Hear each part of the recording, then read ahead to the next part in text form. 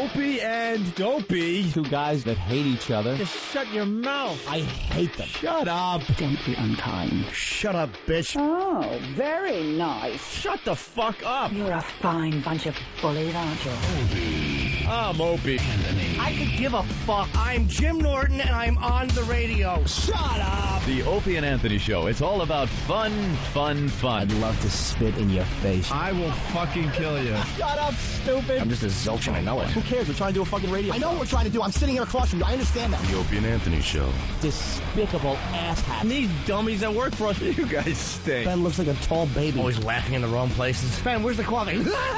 E-Rock. Hopefully he's going through a car wash with his mouth open. And there's Steve. Steve is a piece of garbage. And you stink. You are cordially invited to a robbery rape. This is family entertainment. This show is a disaster. Opie and Anthony Show. If you have any poo, fling it now. But enough of this palaver. Let's get the show on the road. Well, the show has begun. Wow. And it's not the Opie and Anthony Show that we're talking about. What the fuck? Well, that's what video conferencing's all about, isn't it, Opie? That's right. Hi, welcome, good morning, Opie and Anthony Blah, Show. blah, blah. Sound effects, sound effects, sound effects, blah, blah, blah. Let's get right into it. Yeah. First of all, we got to say hi to Kevin Smith, who's in studio. He just stopped by to say hi. Hi, Kevin. And Good morning. He just walked into all sorts of things here. Yeah. That's not a bad thing to walk into. That's No, good, right? Walk in the room, look at these two people talking. Yeah, they're just banging away on here. Map of Hawaii is their name. They're on the Pal Talk. We have our own Pal Talk room. It's Opie and Anthony Live. So And- everyone can see this? Yeah, and we have a camera right up there. No, It looks over the whole fuck thing. show. Yeah, the fuck show. Very Because important. everyone's watching. Nobody's watching. No one's the watching studio us portion in right here now. anymore. They're like, No. oh my God, look at this dude. They have this picture up full size, full screen. And I got to tell you, it's a tough decision, though. Check out Kevin Smith on the Opie and Anthony program, or a couple fucking. Let's look at a sausage party room full of dudes. Right. Or this dude actually getting a chick. Well, I'm looking at the office cam at Steve's smiling face right there in the office. No work is being done in the office right now. He wishes he was her. Well, this started with an email over the weekend from E-Rock. Yeah. And E-Rock brought it to our attention that this fine couple would be having sex live on our show today with their Pal Talk camera. Yes. And Whole show? The whole show, or just as long until he's done? As long as he lasts. Really? That's a very good question. I don't know. He was doing a good portion of eating out before he even started. A little this. foreplay. Yeah. Foreplay while Ecstasy of Gold was playing. Advertising himself as a generous lover. Right. Right. He gives a little. Smart move. He gives a little. And then now he's got her. She's on her back. Her legs are up. It's an uncomfortable looking place, though. She's on a table. I mean, I understand it's kitchen table. Yeah, but they just threw a sheet over it. Not. Yeah, what's up with the table? That's why he ate her out. He's making up for the fucking table. I think as far as direction goes, it's probably a better location than the bedroom. It beats the bed too, because the bed you kind of sink into the mattress a bit. This will give you a better view. Better view of everything. You're not losing anything by sinking in. How many people are in the Pal Talk room? I don't know right now. I think guys, the numbers are how going to many in go there? way up all of a sudden. That is fantastic. I would say maybe 300-400 are in the room right now, but those numbers are going to go up very fast. The thought behind it, I mean, they actually had to set their alarms to wake up, probably take a shower, get all ready, and then get to the fucking. There were just 319. Now there's 352. It's leaps and bounds here. He keeps slipping out. Man. Kevin, you're a big time director. What do you think? I mean, are How's they he directing doing? this well? Or? I think it's shot pretty well. That's how I would shoot it. You know, still camera, no action, just Still camera, set it up no and let moves. things happen in front of it. You like the lighting and everything? I'd go for a bit. I really bathe it in tons of light so you can get all those shadows out of there and see everything. Yeah, he's getting a few reflections off the window. She's a pretty large labia. Well, he's it's really lovely. and he's keeping the boom mic out of the shot. Oh, there You're you ruining go. it, dude. You're ruining it. He's a nice moving the view. camera. Telescope in the apartment. We saw that. Well, it's not like he's on a dolly and can really kind of move this around. That's true. He's multitasking. Give him a break, kids. Can we get their is, audio or what? Sometimes wow. you can get their audio. Well, we can give it a try. Hey, Map of Hawaii, I will give you the audio. Let's see. By the way, his Give chick mics to all. is very fine. She's all right. Really, She's kind of She's attractive. Because when E-Rock said that a couple wanted to have sex with the Pal Talk camera today, I was like, no, they're... You have attractive fans. all right. You have attractive fans. If I had a couple fans fucking... All right, here we they'd go. Let me both go look over like here. me. All right, this is live audio as they... Here they are have fucking. sex. So it's kind of hard to have a conversation.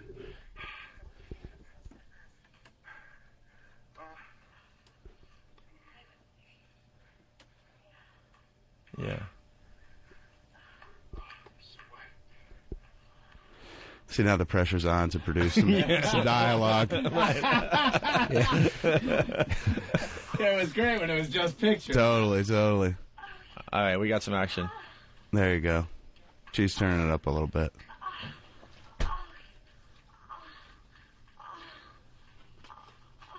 Wow. I think the whole world needs to get Pal Talk. What can I do? I can pop it. I got it. Oh, good. I like watching people have sex. Isn't it great? Kind of an understatement, but yeah. I do. Yeah.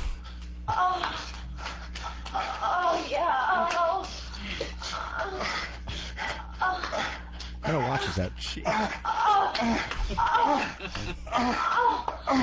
Look at Steve's face in the office. I'm checking out the action. I'm checking out Steve in the office. No one is working. Is that it? Uh-oh, was that it? I don't think so. I think, oh yeah, a little loving. That's nice. A little loving, that means it's over. We'll make it There out. must be some love there to be like, honey, we're going to fuck on Pal Talk. Well done, kids. Well done. Wow. All right. Huzzah. Huzzah. Bravo. What a Look way at to that. start the Opie and Anthony program. Very nice. That is fantastic. Wow, big tit shot on the camera. And the family doesn't know when they come over to have Thanksgiving dinner that that took place on their table. Totally. That's This great. turkey's great. And cut. Did I do well, Kevin? Not bad. You were cut right about I would there, keep or- rolling in case something else happened. You never know, right? Yeah. Well, you got to keep rolling for the DVD, you know? Totally. Get some extras in The there. extras. And now there she is smiling on She camera. Can we Got talk? that fresh fucked look. Can she call a program so we can talk to them now? Yeah. If they're Totally. listening, call the show. Totally pretty chick. Yeah, call the show so we can talk to you guys. See what you're all about. Yeah, call up.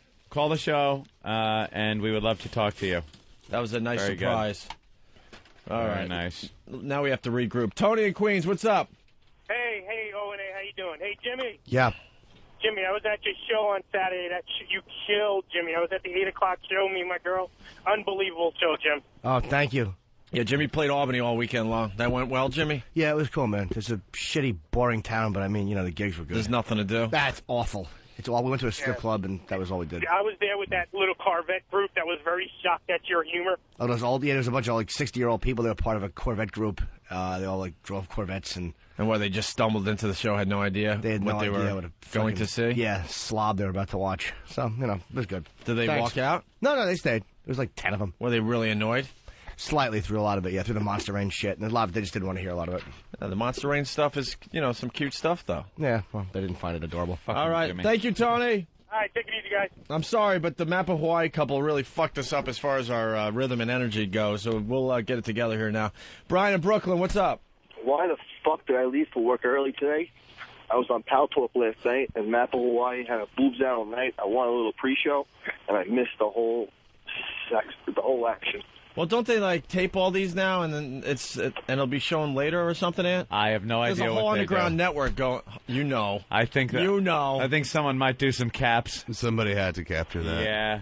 Yeah, though. They banged yesterday, though. Their schedule's really weird. You have it was like yesterday in the afternoon. I just turned it on. It's like 4 in the afternoon, and they're fucking. That's all they do. That's all they do. That's all they should do. Look at her. Don't they have to go to work or anything?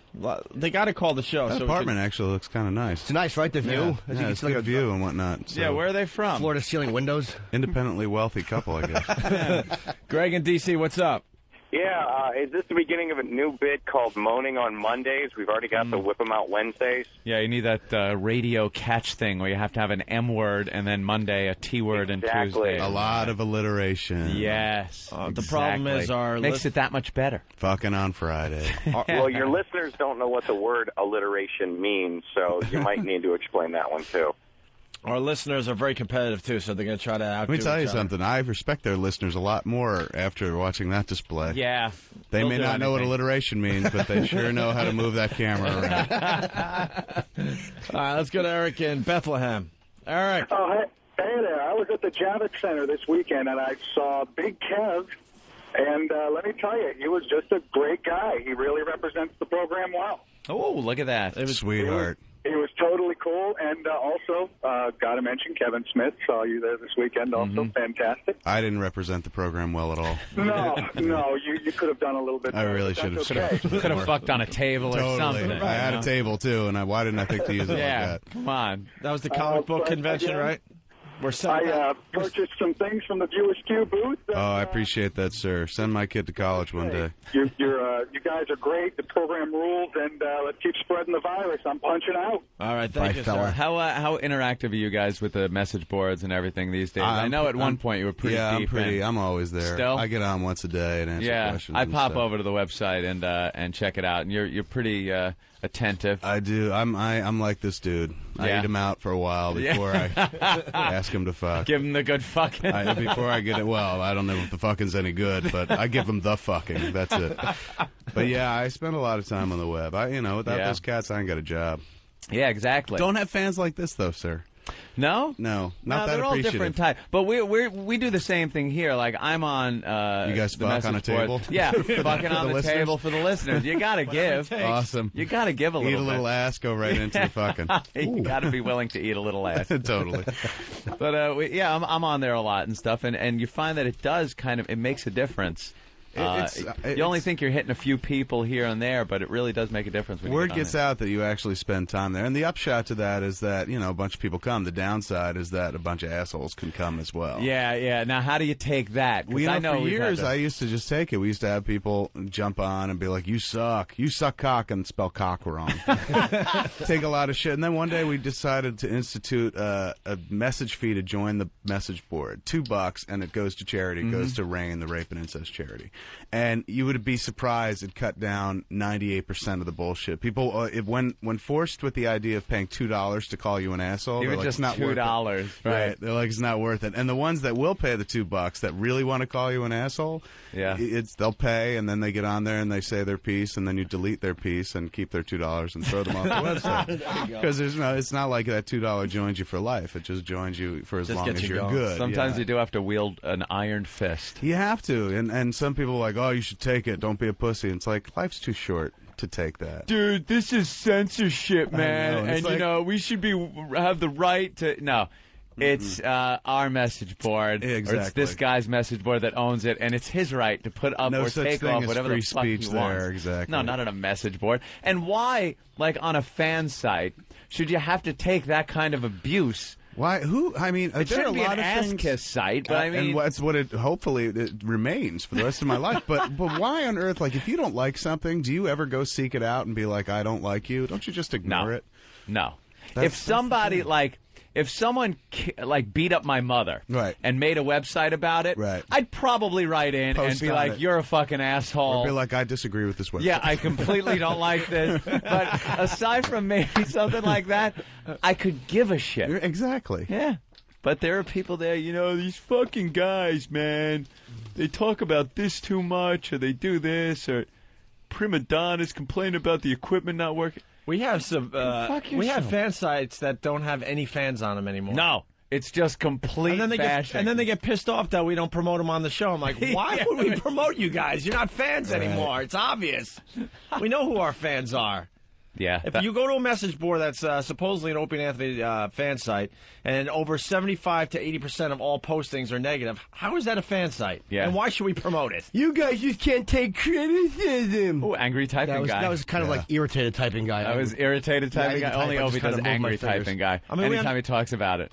Yeah, we understand it shouldn't be a kiss-ass thing like you said, but No, but it should. somewhere It really should be. You a think it should kiss-ass just thing. be a kiss? Why not? Like, why not? Can't there be one place in the world where you go and get props for what you do and people are happy with you and whatnot that's filtered out all the assholes? All the I assholes? think there should be. Yeah. Yeah, it's rough, though, sometimes. I like the idea of being able to turn someone around. Right. I've done that in the past. It's kind of hard. It's I like used a to mission. enjoy that because I've been doing this. I've had a message board now. We started in '96, so what? 10 years now. I used to enjoy trying to turn people around. Not anymore. Yeah, I mean, it's like had if it. you don't like it, you don't like it. You know, I can't spend all my time, waste all my time trying to fucking convert one person because I've done that so many times. And the wife would just be like, I can't believe you spend all your time trying to convert fucking Wampa One instead of coming in here and talking to me. And I'm like, yeah, why am I doing that?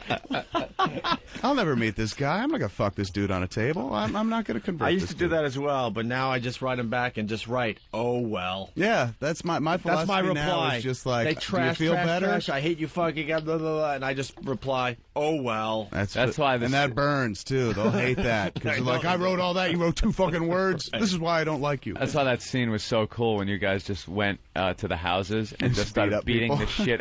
And they're all like 12-year-old kids, and you punching them in the face. The people Like, that who don't hasn't like wondered? our stuff on the internet really like cite that movie as being childish. Yeah. Which is, I think, ironic. As Yeah, hell. a bit. They don't like that scene particularly. Hey, we got to break into this conversation and talk to Katie from Pal Talk. All right? She just got laid. Katie! Yes. Very, very nice. Thank you. Well done. Thanks. A big star got to see you guys have sex. I know. We didn't know Kevin Smith was going to be here. Hardly a big star. I was a big star while you were fucking. Very big in my pants.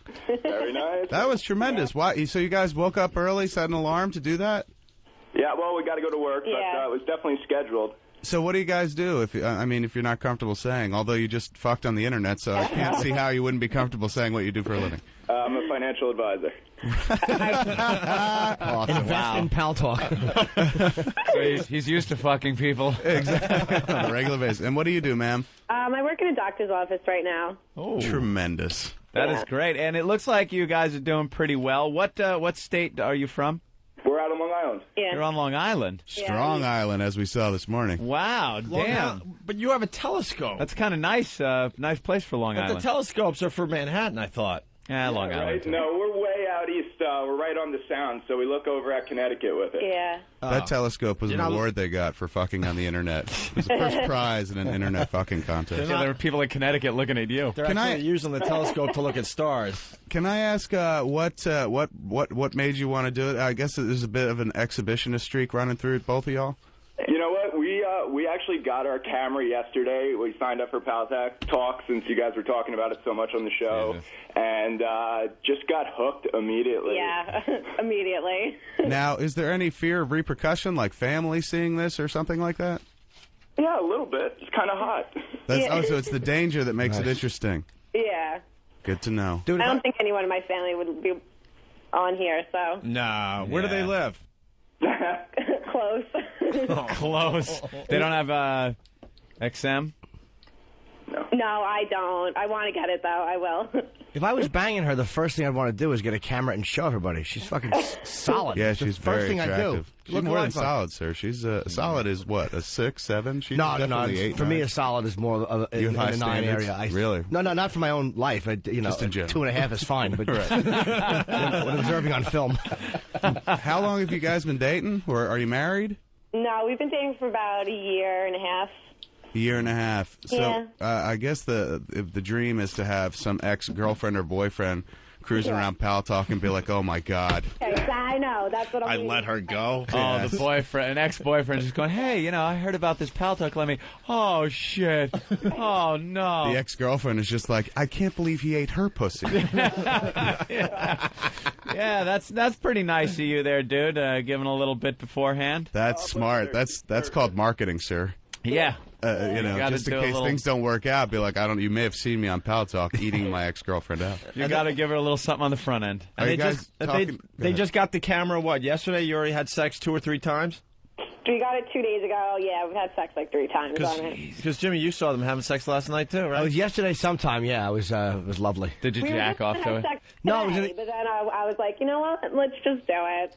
Got a little excited. No, I didn't bang because I still don't have shades, so I'm in that open, fishbowl room, so I just have to kind of squeeze my mule through my sweats under my desk. Oh, like a creep. You are Yeah. despicable. I know, it's awful, but people can look in from all these windows and see me.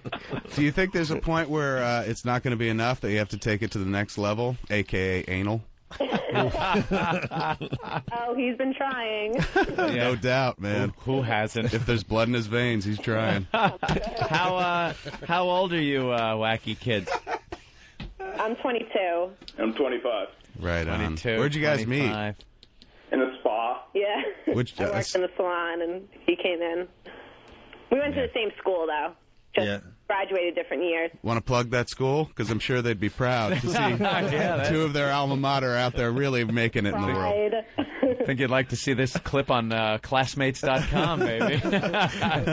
Then and now. Did you guys know each other when you were in high school, or you were a few years apart? Yeah, we didn't know each other through high school. But he would be, what, a senior when you were a freshman? Yeah. Right on. And you had Well, no we idea got- that one day you'd be fucking this upperclassman on the internet. Life takes weird turns. These doesn't guys it? are the stars of Pal Talk, though. They've only had Yeah. a camera a couple days, and everyone knows who they are now. And there's going to be a little jealousy on Pal Talk, though. Pal Talk. That's what I'm thinking. There's going to be some jealousy and some people shit talking because, those guys talking shit yesterday. It's like, what are you doing? They just banged for you. What's the matter with you? How could they possibly... Who would criticize Who's that? complaining? I mean, I can douche. see like the conservative side, the moral majority criticizing, but if you're on Pal Talk and if that bugs you, you wouldn't be looking at it in the first place. Who There's would a possibly section. criticize There's that? a section on Pal Talk for talk, liberal, conservative. There's like talk where you could sit there and talk about the issues and everything. And then there's adult section with the video like this. The only criticism I would have is why have they only fucked 3 times in 2 days? This needs to be happening all the time. We're trying. Got to earn some money, I guess. Well, go to work. Is it a long commute? Yeah, where do you work? Manhattan? No, I work on Long Island. There's no way they would Actually, make it. not too far from F.H. Riley's. We're going to go next week. Yeah, we'll see. We'll be there. Oh, Jesus Christ. You just gave the best plug. Thank you. Opie's Brothers Restaurant, F.H. Riley's. You guys are going to be there what day? We're going to go on Saturday for the karaoke thing. But listen, since there's so many weird guys on the internet looking at my girlfriend naked, could you guys bring Master Poe to protect her? We're gonna have Master Poe there, Club Soda Kenny. It's gonna be a great You night. will have all kinds of protection, believe me. We're talking about late night karaoke at F.H. Riley's this coming Saturday night, 400 New York Avenue in the heart of Huntington. So Yes. I guarantee you nobody will hassle her because I'll be standing right behind her whacking my bag. That's fine. Jim's Whatever. gonna have to be removed. No, Jeff. Well, that's wonderful. And sir, don't discount the amount of guys who will be eyeballing you as well. Now Yeah, they've I seen know. your gear. It's so true. The guy's packing. I turned it on. I'm like, who's putting a leg in that girl's vagina? Oh, it's a stick. Isn't that the weird thing? Like, we all watched them fuck, and we watched it. Once he pulled out his cock, nobody said, hey, that's a really good-sized cock, because nobody wants to say that's a good-sized cock No. in case somebody in the room goes, that cock's small. You know? Yeah. Nobody wants to admit that, like, wow, that cock made me a little... Poor son of a bitch. No, you're just afraid that your voice will crack while you're saying it and it will come out wrong. That's quite a cock. That cock looks delicious. That's so funny. Yeah. Well, thanks again. We'll look forward to seeing you on Pal Talk and Saturday night at F.H. Riley's. Wow. We'll be there. God bless your union, kids. Keep on doing it. Yes. Thank you, guys. There they go. Bye. The Please stars don't of the put show your clothes already. back on. We've talked about it in the past how someone must have approached the patent office, software company, the first idea of video conferencing and just been, this is great. You know how Bob has to go over to Japan every couple of weeks and meet with the Wasaki people? We can now do it online. Right. And the very next thing was, and people can fuck. You know damn well.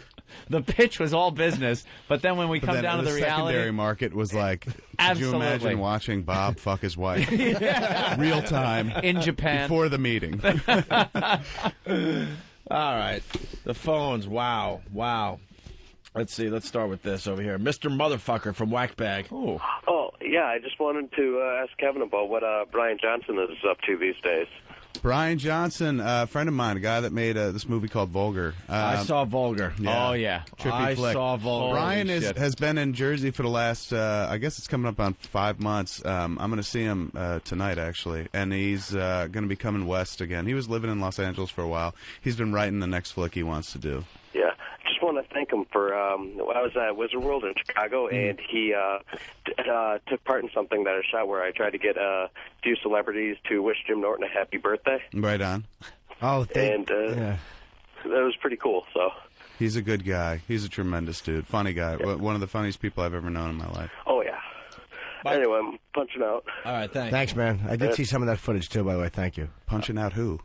No, just punching out. Oh, I as see. in, he has nothing else to offer. That's and it. And he That's wants it. to get out before he crashes. Hey, Yeah. that was a good move, man. That's A lot smart. of people don't do that, though. They'll just hang on there and be they like, hang so. out, their jet goes right in, and then they go, I'm punching out. And it's like, no, you're flaming fuel and metal. Yeah, it's done. too late to punch out. Some people, they try to be humorous on the show, and they stop and they go, but punching out, Right. and that's legit. He reached between the legs, pulled it, the canopy went, flew out, he's fine. Right. His joke, into the ditch, but some people don't know when to punch out. I think you unload and you get out quick. Yeah. Hey, going back Pull to the handle. the Vulgar movie, how did you get that in Blockbuster? They did 2 cuts of that movie. One that we did theatrically. And I saw the clean cut, then? You saw the clean cut. No way. If you got it from Blockbuster, we had to do an R-rated cut because they don't carry Are you kidding? NC-17 movies, yeah. That movie was or unrated. deeply disturbing. Yeah, they cut some And stuff I could not out. believe I got in Blockbuster to begin with, but you're telling me there's a dirtier version out there. Yeah, the clown rape scene goes on a little bit longer. That's what I thought it should have. You're sitting there going, this movie would be all right if they just too quick. push the edge of the envelope. It should absolutely go longer. Very twisted. Yeah, why did you decide to make Vulgar? Brian wrote the script and he directed it. All I had to do was throw some money behind it. But I just thought it was funny. That's what I mean. Why did you get behind it? The script to me, who can't get behind clown rape, sir? Yeah. Especially male-on-male clown rape. You see so many rape movies that it's just the standard with a guy and a girl, but why not switch it up and go the other way, equal time?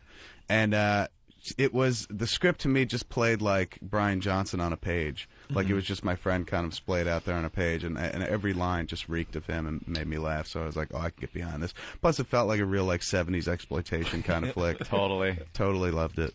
What do you think of Jason Lee with My Name is Earl? My name is Earl. Thank God, the rest of the world seems to have caught on to Lee. It's great. Does he call you and thank you? He's always been very incredibly gracious. Yeah. But it was nice right before the show debuted, like there were billboards for that show. I don't know how it was. Over. The was hype it the same was here? huge for it. In so Los it was Angeles, I really couldn't drive like 5 blocks without seeing Jason Lee's face all huge, and that just did me proud. Yeah. That made me feel like a smart guy. I was like, I cast that dude. I think he's repeatedly. fantastic, and I was a little scared when I saw all this hype, thinking, "Oh shit, It can't live up to it." Can't but live no, up to it did. He is too goddamn funny. He is so charming. The show rests is solely on his shoulders. Yeah.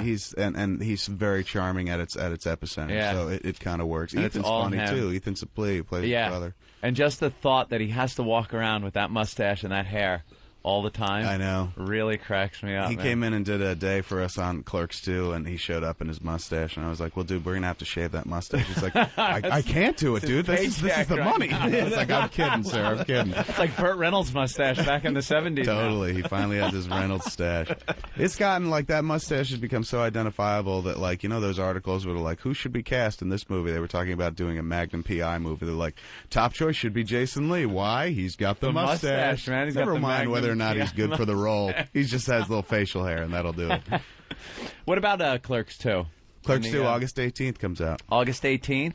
Yeah. Happy with it? Love it. Yeah. I think it's really, really funny. Yeah, saw the trailer. Not much info in the trailer. Teaser. A lot More of so than it's trailer. Teaser. Yeah, teaser. Just give you a general flavor of what it looks and like. it's great to see everybody again. I'm definitely looking forward to it. I love it, sir. I'm not going to oversell it. I love it. I think Yeah. it's funny, and it's really raunchy. It pushes the edge of the envelope very, very far. I don't think we're going to get a rating, because we know we can't get an R, so rather than go out with an NC-17, we're just going to go out unrated. Unrated. Yeah, because ironically, you get an NC-17, nobody gets into your movie, under 17. But if you're unrated, a 5-year-old could buy a What are the ticket. restrictions to unrated? Like There are no restrictions. But Unrated why means wouldn't you haven't everybody- gone through the why wouldn't MPAA. everyone do that Because then? most studios are signatories of the Motion Picture Association of America, so they have to get a rating. So most of your independents aren't, and that's why films that come out, like The Aristocrats, was independently distributed, and so they had no rating whatsoever. So the risk you run is there are some chains out there, some theater chains that are like, well, we won't take an unrated flick. But we weren't looking for, 3,000 screens anyway. I'd be happy with 1,000 screens. I know there are 1,000 screens out there who wouldn't mind programming our flick. What kind of goods are in there that might get you an NC-17? It's not. Again, it's not even like. It's certainly nothing like the couple on Pal Talk. There's nothing visually titillating. It's just all the stuff they talk about. Yeah. conversation. It's conversation. That's the weird thing in this country is you can get away with showing people get blown away and chopped up in an R-rated movie. We talk about that all the time. The moment you It's start amazing. talking about sex, they get really antsy. Give you an NC-17. How many people are in the MPAA? How many? What is that? There's a great documentary that just screened at Sundance, and it's going to be on. I think it's on IFC. Yeah, it's going to be on IFC this year, and it's called "This Film Is Not Yet Rated," made by this guy named Kirby Dick, and it's about the ratings process and how it works, and it's shrouded in secrecy. You don't know who's on the MPA, you don't know who's screening or rating your film, and Kirby spends the whole movie trying to track down and identify the people that are actually on the MPA, and hires 2 detectives to like follow them, and really by the end of the film does identify them. I mean, hopefully I'm not spoiling it. And then the rest of the film is made up of interviews of filmmakers who've gotten an NC-17 for ridiculous shit. Yeah, most people have no clue. I don't know how that's the thing. Like, I've been through that process so many times, like getting a film rated 6 times. Twice I've had ratings that I've actually had to go in there, 3 times that I've had to go in there and fight. Twice I actually went in and fight. On Clerks, they gave us an NC-17, and we went through the appeals process, and we got that overturned to an R without cutting the flick. That was and on pretty Jersey much Girl, dialogue, that was right? all dialogue. Yeah. Jersey Girl, which is a film that is so fucking tepid. You know, there's nothing in that film that's by any stretch of the imagination like R-rated territory, and they gave us an R based on a conversation that Ben Affleck and Liv Tyler have in a diner about masturbation. And I was just like, are you insane? Like, we don't even use, colorful euphemisms for it. Like, bopping the bishop or some lame shit like that. It was all clinical terms. Yeah. And still, the one of the raiders, or I think her name was Joan, when I spoke to her afterwards, she goes, look, I would not be comfortable with my 16-year-old daughter sitting there listening to Liv Tyler talk about masturbation. I'm like, your 16-year-old daughter is rocking the shower head, I assure you, every morning. Don't worry, she can hear this because she does far, far worse, finger banging. I love when they pull their personal little... Totally, but that's the thing in the doc, which is amazing, is that when they identify these people, they tell you the age of their children, because the MPA is supposed to be made up of parents. It's parents, looking at a film and rating it for other parents, and the average age of the child that these people have, 22, 25. I mean, it's like these people have kids technically, but kids who are long since past, the stage where the parent has to worry about, like, is it okay for them to see Dave Chappelle's Block Party? It's just it's a silly, really silly process, and one that's not governed by anybody. It's not like beholden to the FCC or something like that. Who pays them? They're paid. It's a government body, but they're not voted into office. They're all just pretty much handpicked and hired for a long time by and they tell you who picks them and everything. It was this dude for ages. This dude Jack Valenti, since the MPA was started, was this old dude who had like government ties and whatnot. I mean, he was handpicked by, I think it was, if I remember the doc correctly, Nixon, pre-Nixon, I forget. Wow. So great documentary. This film is not yet rated. It's called. Why is it a secret who they are, though? Why do they want to be identified? That's what the whole documentary is about. Like, why is it a secret? Their philosophy at the MPA is like they have to keep the identities on the down low because they would get lobbied by people to, rate their film differently. But it's just kind of horseshit. Yeah. Based on that, you wouldn't know who any government official was because they could be lobbied. It just makes very little sense. Let's go to Mark in Jersey. Mark, what's up? Hey, what's up, guys? Kevin Smith. I think you're great. I love Clerks. Thank you, sir. Real quick, how come you picked the shithole town of Paulsboro, New Jersey to film Jersey Girl? It was very close to Philadelphia. It was about 15 minutes from Philadelphia, and that's where we were based with the crew and whatnot, because you have to kind of shoot in areas where you can pull from a crew base. And Philly, there's a big crew base. Shooting in Philly is cheaper than shooting in New York and shooting in Jersey, because where we live in Jersey, it's about 75 miles away from what's considered the zone. This center of Manhattan goes out about 60 to 70 miles, and once you go beyond that, you have to pay people more because they have to travel further to get to where you're shooting.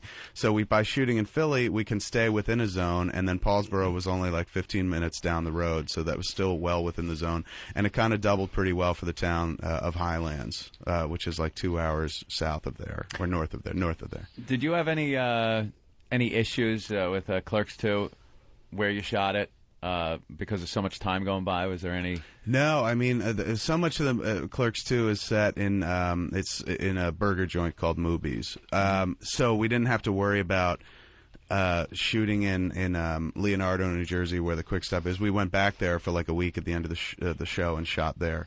but most of it was shot in this town in Los Angeles, Buena Park. So it didn't really have enough time. Had no effect on it. I mean, the great thing about what the movie has going for it in its back pocket is that time is on its side. Like both Brian and Jeff look older. Yeah. And there's something kind of poignant about that. You know, something even more sad about these dudes still working at these shitty jobs. Yeah, I saw some. I went to a website and saw some pictures of the location then and now, and it's so odd, like to see a little twig of a tree growing on the side of it, and it's just this huge, massive tree now. And the weird thing is when people see it in color for the first time, they're like, I don't agree with the color choice of the building. It's like it's always been that color. Are people just stopping by that location all the time? Yeah, they said that they get people at literally every day. Jersey legend, man. They buy Gatorade and smokes, and then they ask to take a picture behind the counter. Oh, that's and they cool. hate it. The toppers who own the store are just like, oh, it's too disruptive. People come in here all the time. Why wouldn't you just charge $5 to do it? Or Totally. That's what I said. What's wrong You with got to start man? selling T-shirts. You got to start charging people to take a picture behind the desk. I mean, make the most of it. Yeah, but they're very. It's every time we go there to shoot something, like we went there to shoot this, they refuse to shut down for us to shoot. So basically we're shooting while the store's open. So you go inside, you're rolling on a take, you say cut, they open the door, people come in, buy cigarettes and milk while you're getting ready for the next take. Yeah. Then you wait for everyone to leave, and then you roll again. You think they would throw you a bone? My God. I know, because it's not like we're doing it for free. Like you have to throw them a location fee as well. Yeah. But still, their philosophy is we cannot shut the store down, because what if people come here to buy milk and we're locked up because you're shooting your movie, and then they go to Krauser's and buy milk instead. You know? So they don't want to. I mean, good for them because they're loyal to the customer base. Right. But it is kind of strange. It's like if you give us an hour of closed store, we'll be done and out of your hair. But like that hour becomes 4 because you have to wait for somebody to come in, buy a pack of Skittles, and leave. That's you think maybe they like the idea, though, of people coming in and seeing you guys film there, too? Maybe it's a way to kind of show off that they're having a movie made there? I don't think it has nothing to do with that, because they could, if they could, they would erase the memory of the movie from people's minds, because they feel it disrupts business all the time. Like when people come in to take a picture of the store, like while they're working, it's just like that's holding that dude from holding up this dude behind them from buying a paper. So, I mean, they're very nice people and they're kind to everyone that comes in, but like they secretly can't stand when people come in and say like, this place is so much bigger than it looks in the movie. They're like, we can tell the people when they walk through the door, we can tell them right away that they're fans because their eyes are wide and they're staring at everything in the store. It's like I could understand about the disruption thing if you did the movie in a hospital. But it's like, God, you're a fucking convenience store, okay? Totally. Lighten up. I think maybe at the end of the day, it's just like too much traffic. They like their downtime. Yeah. They like to, the morning rush and then the post-school rush, but like they like that downtime. They can sit around, watch TV and stuff, but now they got people come in all the time. Dogma, we talked about it over the phone for a little while last time we spoke. You had a lot of issues with that, with the Catholic League. Yeah. No. Such a great organization. Donahue, we've had our problems with him, too. With he got on you. Oh, that's right. Church, the fucking the church St. Pat's thing. And yeah, that dude's a tool. That dude has nothing to do with the Catholic Church whatsoever. None. He's self-appointed. He created his own organization. He loves the attention. Like you read about. And then he makes grist for the mill out of it. And then at the end of the day, like because he took us to task for Dogma and raked us over the coals and whatnot. And then some Entertainment Weekly reporter who had spoken to him passed on to me, like once the Dogma thing died down, she said, Bill Donahue said he would love to take you out and buy you a beer. Yeah. And I was just like, first off, I don't drink. Second off, like, this dude made my life hell for months. Yeah. And what's the Catholic dude doing drinking? He said, like, I'm bad. I'm going to hell because I made this movie and this dude wants to booze it up. Yeah. Would you ever take on something like that would give you some shit in your life at this point in your life? It'd be tough. Like when you're full of piss and vinegar as a kid, it's right. like, fight it. I'm going to fight him, man. It would be tough at this point because I've thought about doing a follow-up to Dogma, not necessarily Dogma 2, but something in the same vein. Particularly after September 11th, like religion became a big topic of discussion. I mean, September 11th is religiously motivated. Our president admits to being a born-again Christian. Creepy religious things going on where I was just like, wow, I do have a lot more to say about religion.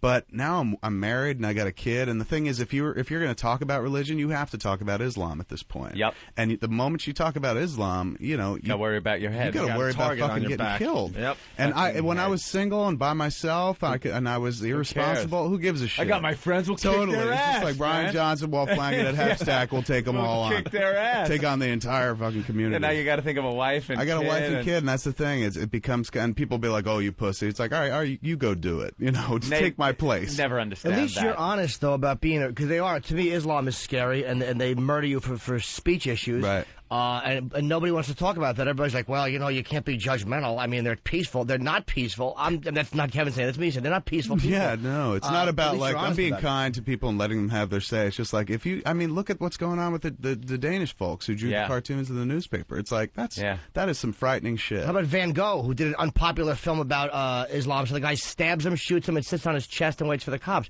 They're sociopaths. But it's not violent. No, I'm back and forth with an email thing with a guy who's not a bad guy, but he's like, you're a Muslim hater, and I got to deal with that shit. And it's like, no, I'm not. Kind of. 3 keys on the keyboard: the Y, the E, and the yes. Jimmy, send. And that's the thing. It's like they'll make it like about hating Muslims, and it's not about hating Muslims. It's about hating any extremist, anybody, a Catholic, a Christian extremist, anybody who takes it too fucking far. Well, when Christians all over the world are fucking rioting and setting fires because of something Marmaduke did, then I'll lump them all into the same category. But right now, Islam, this one is on you. Don't you remember the Great Garfield uprising from 78? Yeah. Where people were like, he likes lasagna far too much, and somehow this besmirches Christ. All right, well, let's go to the phones. A lot of people want to talk to Kevin Smith this morning. Heather, what's up? Hey, Kevin Smith, how are you? Hey, how are you? Good. I wanted to tell you I love Clerks. Thank you. Ironically, I moved to Jersey. I moved to Middletown about 5 years ago, so I've been to the Quickie Mart. But I wanted to know if the Food Circus clown made it into the second Clerks, because I saw you taping there. We did. Food Circus Clown is totally in the opening, 5 minutes of the movie. There's this big, there used to be a food store in Middletown, New Jersey, that, back in the days they would do that huge pop art, and they had this scary-looking fucking clown. It's about 30 feet high and about 10, 15 feet wide, that hung out in front of this food store, Food Circus it was called, and it would rotate. And then eventually the town got it to stop rotating because it was too distracting because it's on a main highway. Then the place sold, closed down, the Food Circus closed down and became a liquor world instead. So now he's like the liquor clown with these red eyes and whatnot. And he's got a oddly placed hand there. There used to be a secondary piece of art that came out, him holding a balloon, but the balloon's gone. It looks like he's holding his cock.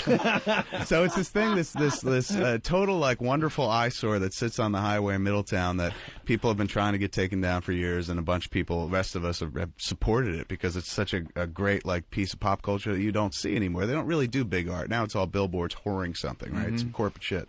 But this is this great piece of fucking bizarre advertising art that you just don't really see anymore, like the giant Alfred E. Newmans that sit in front of Great Adventure and shit like that. Yeah. So we've been trying to put that in a movie for so many years, and finally got it into Clerks 2. We were shot, and that's what she was asking about. All right, let's say hi to Vince in Chicago. Hey, Vince. Hey, good morning, boys. What's up? Good morning, Jimmy. Hello, Vince. Hey, Kevin. Hey, good morning. How are you? Are you wearing your FUBU today? I'm not wearing FUBU now. I stopped wearing. I used to wear FUBU shirts all the time, and then I found a dude who can make me a close approximation of a FUBU shooter, so I could put my own shit on it. Because I used to get really bad looks from some black folks. Really? Like, why are you wearing FUBU? I'm like, because it fits. You know what the U means in that, sir? Exactly. Yeah. Hey, I saw Clerks on, cable over the weekend, and it reminded me the last time you were on the show, did you say there's an alternate ending to that? Yeah, if you check out the Clerks DVD, there's an alternate ending where Dante gets shot. The guy who works in the convenience store gets shot and killed. Yeah, it's just an awful, depressing ending for that movie. Such a good fun, idea. good-spirited movie, and then there he is just laying there dead on the floor. Totally not a good idea on my behalf. But the first idea I ever had about the script, I was just like, I want to make a movie about working in a convenience store. At the end of it, the guy gets killed. And when I put the movie together, showed it to somebody, my friend John Pearson was just like, you got to cut that ending. Yeah, he's going, makes no sense. You grow to love these characters over 90 minutes, and then you kill the guy for no other reason other than you don't know how to end the movie. I was like, yeah, I guess you're right. Let's go to Jeff in Canada. Jeff, what's up? Hey, how's it going? Kevin, I was at your Q&A in Vancouver in the summer. Oh, right on. Yeah, that was awesome. Now, you went like all night. I think they basically shut the place down while you were still talking. And telling Yeah, jokes. that was about. I think we wound up going like 6.5 hours that night. Yeah, the DVDs are great, man. Thank you. Where Kevin goes around various colleges and locations and just takes Q&A, and they're funny and thanks. entertaining, Oh, informative. I love doing Q&A. Yeah, it's obvious you like doing it. Oh yeah. Jeff? You got a second volume of those coming out, right? Yeah, Evening with Kevin Smith 2, Evening Harder comes out Oh, in yeah, it was August. pretty cool because when we left that night, we saw Jason Mewes leaving with 2 chicks. That was pretty cool. Yeah, he's the Jason Mewes is just a fucking pussy magnet. Yeah, I saw him at a party one night, and he was just, working the room. Oh, man. it's insane. And now that he's sober, because, he was just a fucking really bad junkie for a while. Yeah. He was on heroin and Oxycontin. But in April, it'll be 3 years completely clean and sober for him. Now he just gets insanely more pussy. Like, don't matter. Like, Jason gets really bad cold sores and shit. I get cold sores too, but Jason will get cold sores like 3 at a time across his lips. Look like fucking Rocky Balboa. Like, after a few rounds. Like, big, nasty ones. Like, unavoidable. You can tell what they are. It's not like, oh, he's got chapped lips. You're like, those are fucking cold sores. And the dude will still get fucked with those cold Christ. sores. One of those dudes doesn't even have to try. Let's go to... Is it easy? You would assume it's easier to work with him these days, sober. Oh, much easier. I mean, But I'm thinking the other way. Maybe now he's a prima donna, and No, not at all. The truth was, though, every time we've ever shot a movie, he's never really been using or drunk or anything like that. It's as soon as we stop shooting, left to his own devices, when he doesn't have something to occupy all his time, that's what he would occupy his time with, fucking drugs. Now it's poker and fucking this Lord of the Rings online game that he plays. I mean, you drop one addiction, you got to replace it with another. And he's replaced it with fucking Lord of the Rings. Which is how they ought to really market or advertise that game. It's just like, if you're a junkie and you want to get clean, storm the castles of Mordor and shit like that. Here's a new addiction. Those games are just like crack, though. Oh, yeah. I was on EverQuest EverQuest for years where you were able to look and see how much real time you've actually played. Right. Not how long since you subscribed. Yeah, how long you've actually been playing the game.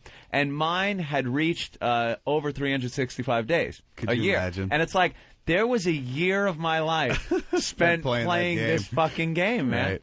It's amazing. It's just this whole thing. It is. If you have anything of an addictive personality, those games are built for it. Oh, totally. It's like, I got to get to the next level, and then once you get there, it's like, I got to get to the next. And is it a game with an ending, or does it just keep going? No, it's open ended. They keep giving you expansion packs, so it adds new material, and then you got to keep going, and then you could peak out at like level 60, and then you do that, and all of a sudden, hey, we're opening up to 75 people, level 75. Now you got to be at level 75. You're fucking pussy. You're getting your ass over level 60. It just doesn't end. That's tremendous. Actually, what's his name? His son was addicted to it. Ben Stein. Oh, Ben Stein, that's right. Ben Stein wrote a whole thing about how his son was addicted to EverQuest. Serious, man. Took him to rehab. Had to sit him there. Woke up at 2 a.m. to find him crying on the computer as his father was dragging him off and stuff. And I just picturing the scene. Could you please get off the computer? Like, I can't picture him being angry or anything. But had to send him to rehab for video games. Unbelievable. Really sad. Let's say hi to Mike in New Jersey. How Mike? embarrassing to be in rehab, and what are you here for? Video games. EverQuest. This guy with track marks up his arms. Or, like, no Dude's septum got, left in his carpal tunnel nose. syndrome, like you read about. Just his hands are claws. Hey, Mike. Hey, Kevin, what's up? I'm a big fan. Hey, good morning. Thank you. Hey, I was wondering how involved you are in the independent film festivals. I know you've sponsored Freedom Film Festival in Red Bank, and I was wondering if you're still involved in them and everything. I didn't really. I mean, I don't want to take credit for that festival. They asked me to throw some money behind it, and I think I bought some ads and threw them some cash or something. But that was a festival of their own doing. Those cats that put that together in Red Bank. But I don't get that involved. I mean, I'll be involved in a fest if I take a movie there, or if I go there to be a judge or something like that. But I haven't. The only festival that I've sponsored, and it was more of an online festival, was this Movies Askew contest we did last year, where people could send in their flicks and other people could vote on them and stuff like that. But I'm just not talented enough to pull off a film festival myself. I mean, we've done these things called Bulgarthons where we'll like rent out in Los Angeles. We rented out the Cinerama Dome for a day and showed like 4 or 5 of our movies and stuff. But that's kind of that to me is a one-day event, and it's not as involved as a Sundance or something like that, or even as that Freedom Fest in Red Bank, because it takes a lot to traffic a bunch of prints and find a bunch of movies to show from various distributors. If I want to show a bunch of stuff I've done or some friends of mine have done, very easy.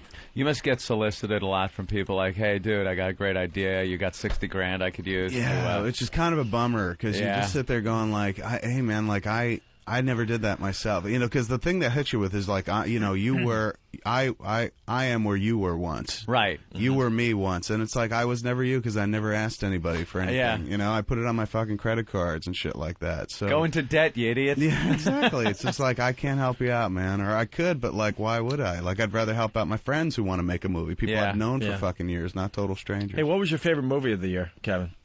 Last year? Yeah. What did I mean, Oscar's right around the corner here. I think I did a list online. I think it was War of the Worlds. I loved War of the Worlds. I still haven't seen War of the Worlds. I could watch that movie again and again and again. I mean, it has like a kind of bullshit ending where the reviews were kind of shaky on that when it came out. Not that we should like follow every review. Totally. But I mean, and I could see where some of the complaints were. I thought it was fucking gripping. Visually, like the best time great, I had in a movie theater. You know what? I'm going to go home and watch that tonight now because it's on my on demand. I'm like, I'm looking for a movie every week, and I always pass and say, I just don't want to see War of the Worlds. It's good. Like it's really like Spielberg sets up a mood, man, and then keeps that tension going throughout the fucking flick. Yeah. What were some of the other movies you liked? I liked Brokeback quite a bit. Did you see it? No. Yeah, I saw it. I thought it was like incredibly poignant. That's what I did. I came in and I'm like, of course, jumping in the barrel with these motherfuckers. And I said I liked it. Yeah, it was good. It's a love story. It's very much a love story. But it's two guys. All right. Dudes. There's an issue there. There was a couple of points where, as a guy, you're just watching and you go, Jesus. Right. You know, the moment where he spits in his fucking palm and rubs it in his cock and just grills the dude from behind, just drills him hard. The tense scene. You know, you got to sit there and go like, all right. Love, I don't know. I don't know what does. You know what? And we were even talking about how, all right, you know, two guys, ass sex in the tent, you know, savage sex is one thing. It was that. More disturbing was the thrown against the wall kissing. Yes. It's like, that's so... That was kind of... and also, there's a scene in the movie like where he throws him against the wall and they start making out where he hasn't seen him in a few years. Yeah. And meanwhile, like, his wife is like 10 feet away. The look within, on her within face. eyesight. Like, there's just... They throw caution to the wind and they're making out in the middle of this community that would fucking drag them behind their truck if they could. And that was the one moment where I was like, all right, I get it. The idea is like these two dudes are so passionate about one another, they would throw caution to the wind. But it's like... if they'd moved 5 feet to the left, they would have been hidden. Nobody would have seen them. There's no threat whatsoever. Get under the stairs. It's like I'm all for passion, but logic has to factor in there somewhere. But I thought it was a really wonderful movie about the road not taken more than anything else. Like how some people will fucking live their lives not doing what they want to do or trying to do what they want to do because of a societal norm or just because it could never work out. Like just shitting on their own dreams. And that to me is where it really worked and where it's kind of poignant and whatnot. I mean, a lot of people like it's the gay cowboy movie. There is about 1 minute and 30 seconds of gayness in that whole movie. Should have been longer. Yeah. There was some hot gayness. I wouldn't mind being fucked in the ass. Just don't cup my chin and look me in the eyes. That's what would creep me out. There is a lot of longing looks and whatnot. The oddest thing with that movie was the first sex scene where the guy's in the tent, the other guy's cold in the sleeping bag outside. Did you feel it was kind of abrupt? And it was like, wait a minute, you know. Now they're fucking. Yeah, it did kind of come out of nowhere, and it wasn't like some people have gone back and forth with it about me, going like, "No, you could see them laying the seeds and whatnot." You could kind of see a little, but it's not like there was a shot like where one dude, like there was a shot where one of them had her shirt off. And the other dude was washing up, and it wasn't like the other dude was looking at the other dude with a shirt off, and you can kind of get the sense of like, wow, I think he might like that dude with the shirt off. It was like they were in a tent, and they were kind of cold, and one dude pulls the arm of the other dude over him. Yeah.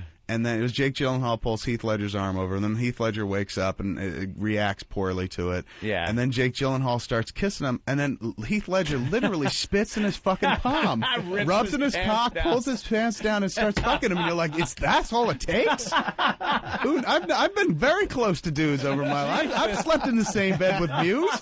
Who knew that fucking if I had my arm over him, fucking he'd wake up and fit in his fucking palm? 5 degrees colder, you wouldn't. That's it. Thank God the heat was on.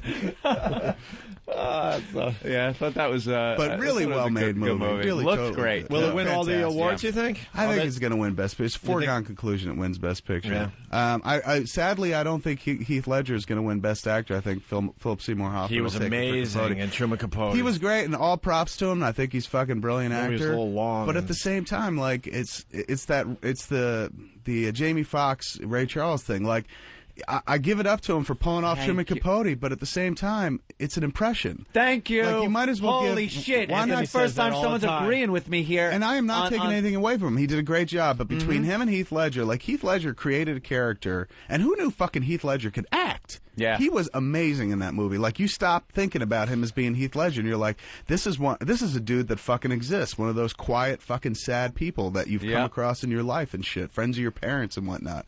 Dudes who apparently wanted to fuck your dad. But couldn't. Now you find out why they're so quiet. But that dude really, like, created a character from scratch. You know, so much so that you get lost and you forget who he is. Philip Seymour Hoffman, while great in Capote, is basically had shit to go from. He knows what Truman Capote sounds like. You can go back and listen to recordings. You can watch him in that movie Murder by Death. And to me, it's like, well, why not give fucking Rich Little an Oscar? You know? Yeah, Rich Little on Carson doing Capote. Exactly. Isn't that also the same thing that could sink you, though? Like the fact that everybody can kind of go to this guy and say that. So it's like as great, as easy as it makes it for you to do it, it also makes it that much harder because people can go make a relative comparison and go, no. I would agree, but at the same time, you're not talking about somebody who the whole world knows. You know, like Truman Capote, you really have to be kind of well versed in the field of literature or arcane fucking pop culture to know who Truman Capote was and what he sounded like. It'd be one thing if like he was playing fucking George Bush, you know, and everybody goes, all right, we all know what this dude sounds like. Right. A lot of people don't necessarily know what Capote sounds like. But you're right. If he didn't pull it off, it could have been horrible. But at the same time, he's not playing a guy where if he didn't pull it off, the whole world would be like, you fucking ruined Truman Capote. You know, you got most of the world going, who the fuck was Truman Capote? Right. Dude, I think if you're going to give an Oscar for Best Actor, it should be based on a performance of somebody, like you said, hey, this guy created a character from nowhere, and it's so believable. And this guy's doing a great impression of Truman Capote. And it was a sublime impression. Like, boy, he really if you watch that movie Murder by Death, and then you watch Capote, you're like, that guy fucking nailed it. He is more Truman than fucking Truman was himself. I think he should have gotten an Oscar for Boogie Nights. Yeah, that totally. was Scotty, a fantastic character. And there's a character, totally created character. Oh, yeah. You bought that. You forgot that dude was an actor, and you're like, even when he's holding the board with two hands and he's holding a pen in his mouth, you're like, that fucking dude exists. My favorite scene in that is when he's trying to hold the boom mic, and the sex starts, and he's like... he can't even fucking breathe. Right. It's hysterical. You know what's great? I saw Mission Impossible 3. J.J. Abrams showed me an early cut of the movie. It is fucking awesome. But Philip Seymour Hoffman plays the most sinister, crimson, believable screen villain you've ever fucking seen in your life. Yeah. Like the scariest screen villain since like Hannibal Lecter in Silence of the Lambs, where you're like, this dude is fucking scary. And not scary like, you know, they show you villains all the time where it's like, I'm going to kill you. And it's not that scary. You know, most of them especially if they deliver it like that. Exactly. I'm going to kill you. That's the performance. Especially after 9/11 now, every terrorist they show in a movie is still German. Yes. Or Russian. Euro trash. That's fucking realistic. Hans Gruber. Yeah. Totally. Right. I am Christian. We know. We understand. We know. But this dude Philip Seymour Hoffman is so fucking disturbing in the movie. Like, if you've seen that trailer online where he's going like, do you have a girlfriend? Like, what's even more impressive about that scene is he's in that scene, he is in the submissive position. Like, he's been captured at this point, and he's still fucking like, just sitting there talking to Cruz going, I'm going to hurt her. I'm gonna hurt Yeah. her, and then I'm gonna kill you in front of her. And you buy it. He's so fucking good in the movie. You got to see it. It's a tremendous flick. I saw, you know what I was watching last night and I couldn't get enough of it. Fucking Grizzly Man was on. Oh, you watched that? I told This you. Dude, I told I you. didn't see the whole thing because I had to get to bed for this. I saw like an hour and a half of it or an hour and 20 minutes of it. I really liked that guy. He was a bit of an ass, but I wound up liking Timothy Treadwell. Oh, you did? Dude, I liked him. I really liked Tim Treadwell. I was like so happy that he got so eaten. did a bear. Liked him a lot. I wound up enjoying the That movie. guy It was great. decided to commit suicide, man. I liked him a lot, man. You can't you do didn't that. see the end of the movie yet? You Not can't yet, no. sit there and cavort with bears and not expect to get fucking eaten. Oh, he was a later. douche, but I What mean, an I idiot. just kind of felt for him at one point. But Just did you read the because, story yeah. about those two bears they just euthanized? There's two bears who, I guess they had them in some kind of zoo-like preserve or something like that, and this 4-year-old got through three different barriers, aided and abetted by his parents, apparently, to take a picture as close to a bear as possible. Holy Didn't get mauled by the bear, got kind of scratched or hit by the bear, and That's it's all a it question takes. as to whether or not it was, whether he was actually hit or scratched by the actual bear. But there was the place that, I don't know if it's a zoo or preserve or something, immediately opted to euthanize the bears and That's then all check it them for takes. rabies. That amazing And now thing. the town's in an uproar because they didn't clear it with the town, and the town is maintaining, like, look, this is on our property, so you had to confer with us first and you didn't. Now there's a massive investigation. But you sit there going, what kind of asshole parent gets their Yep. kid through two fucking barriers to get close to a wild animal? Did the kid Take a die or just picture. get hurt? No, kid didn't hurt. Kid barely got hurt. But now like, they it's have not to like he kill was the in the bears. hospital. They put the bears down. I hate that shit. Yeah. Like when someone gets too close at a zoo and they grab the coat and yank you into the... And they're like, we got to kill it. They got Now a taste for human blood. Yeah, yeah. You ever see the Because the animal is doing what it's supposed to do. You ever see the polar bear one where he's ripping at the lady's That's right. coat? Oh, that's the greatest But footage they ended ever up killing the taken. polar bear because the lady was stupid enough to be, that close. A couple of years ago, about a year or two ago in Jersey, like right by Six Flags by Great Adventure, I guess there was a lady that had some wild animals who I guess used to be. Yes, I remember the And she story. had a tiger, and a tiger got out.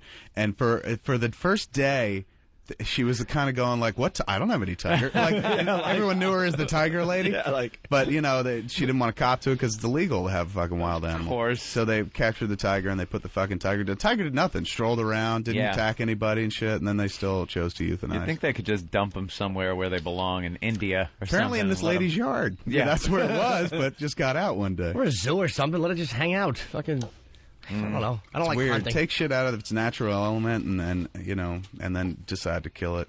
They do the same thing with sharks, though. Shark attacks, they go nuts. They're like, we gotta kill it. And it's like, dude, you are throwing yourself in harm's way. You step into Yeah. that ocean. It's an eating machine. That's that's like the story of every summer. If it's a slow news week, they focus on the shark attacks and it's Remember 2001, epidemic. like right before September 11th Yeah. hit? There was that was the summer of shark attacks, Yep. and you could not open up a paper without reading about it and shit. And then September 11th happened, and people were like, "Fuck the sharks." Yeah. We got to worry about people again. We got something real to talk about. Exactly. Finally. We went through some stats here on the show. We did our own research about shark attacks and deaths related to shark attacks, and it turned out more people were killed by vending machines falling on them Get out of here. than shark attacks every year. Yeah. And- Not and a it's sexy just- story, the vending machine falling No, on you, though. like you're Nothing- just going nothing crazy trying to sexy get about that, it. and it falls over and kills you. More dangerous than sharks. Yeah, it wouldn't be a good movie. Robert Shaw and Scheider attacking a vending machine. Give me my change, you son of a bitch. Talking about the vending machine on the Indianapolis. Anyway, we delivered the bomb. There was I'll there never was try to buy a Hershey great bar again. A great DVD I watched last year is called Anatomy of a Shark Bite. Did you ever see it? It was like a Discovery Channel special, I think, and it was people. Oh, is that talking- the guy with the pressure sensitive Yeah, equipment? they created And- like yeah. that part of the show is kind of bullshit. Where they're like, we're going to have a team of experts create a shark and show you what it would look like, and they have these mechanics, like movie mechanics, people that work on special effects, and scientists all recreating the bite radius and the pressure and shit like that. That part was just such a waste of money. But they had interviews with people who had survived attacks and fucking footage, and they have this one piece of footage of this girl. in the water, falling off this fucking boat. She was a cook on some not so much a cruise ship, but it's kind of like a day cruise ship or something like that. Not like a Pacific Princess, like Love Boat kind of thing, but something that goes out for a day. It's got like 50 people on it. And so there's 2 boats in the water, that one and another boat of like a smaller vessel, holds about 10 people, and they go out and cruise this area. I think it was in Australia. Chick fell off the boat. She's swimming toward and it's somebody on a third boat with a fucking camera who's just like, hey, this chick fell in the water. I'm going to shoot this footage. And all of a sudden you see her, she's coming back to the fucking boat. This fucking just shadow come up from under her. Oh, man. And fucking take her right down. And the screaming, and then suddenly the camera work starts herky-jerking around. You see blood in the water. She bobs down. She gets back up. These dudes throw a pole at her. She's grabbing onto the pole. They're all struggling to get to her. And you see the fucking fin flapping back and forth. And then they yank her out of the water, and you just see her leg get left behind, like from the hip all the way down. It was fucking frightening, shit. and you're sitting there going, "This is the best piece of footage I've ever seen in my life." Like, thank God somebody had a camera. So bad for her. And then they interview her, and she's alive. She lived through it, but she's missing her leg from the hip down, her right or left leg, I forget which one. And they're sitting there talking to her about it, and it's years later, so she's pretty calm about it. She's happy to have her life and shit. But it's got to eat at her in some place. day. Like, you survived it, but like. You think about it, like something fucking ate you, and then shit you out. It was like, and that was it. Like, what an insult that is. Yeah. It's not like it took your life. It ate your fucking leg, shit it out, never thought about you again. Didn't even think about it. For you, that is a defining moment in your life, and for that fucking beast, it was just like, I ate something once. I don't remember. Reach over and grab a French fry and throw it in your mouth. Totally. Didn't even enjoy your leg. Exactly. Sneaker. Yeah, probably didn't like There was it. too much pressure, everyone watching and shit like that. Didn't get a full meal, but it's so weird, the notion of something eating you and then just crapping you out, and that's it. And that'll affect you for the rest of your fucking life. I think the fact that she's alive makes it a little better. Like, think of those people that get lost and eaten and just completely eaten, gone. You never existed. You're just gone. And they get shit out. That's the weird part to me. It's like the shitting out part. Like, you were just part of somebody's fucking food chain. That's it. You gave them a little energy to last another day, man. You mattered to them for like 16 hours. That's it. A little protein. There was one point where you were touching your kid's head and educating him, and next thing you were a log floating in the Pacific. Let's go to Kent, the movie guy. Kent, what's going on? Hey, what's going on, boys? I just get home, turn it on, and Kevin Smith, my fucking God, is on the radio. Sir, how are you? Oh, my God. You are my hero. Oh, thank you, man. Yes. You get a lot of this, do you, Kevin? People don't know what to say to you. A little bit, enough where you sit there going, I feel okay. You're very recognizable is what it is, too. Yeah, because I've been in the flicks. Yeah, you've been in the movies, so everywhere you go, you get people coming up to you. Yeah, it's not like I've been out in the world with Affleck, and that's just, I don't understand how somebody could live like that. A whole nother level. Oh, it's fucking insane. But like me, I can go to a food store, and every once in a while I got people going, you look like Silent Bob. I'm like, yeah, I get that a lot. Yeah, thanks. But like if I go to something like a comic book show, like we went to the comic book show this weekend, that's when I'm like Affleck and shit. Get my dick sucked by anybody in that room. But it's really it's so manageable. It's and every once in a while I get people who are like, oh, you're awesome, and thanks. Yeah. But yeah, it's totally cool. So sorry, you still on the line? Yes. All right, well, you're on the phone. I'm just in awe. What do you want to say to Kevin? It's like you got him here now. Your hero is here. What would you like to say to him? He's meant a lot to you. He's right here. Thank you for your work. It is the reason I make films myself. Short Awesome, films sir. with all my friends. I totally appreciate that. Oh, you're just amazing.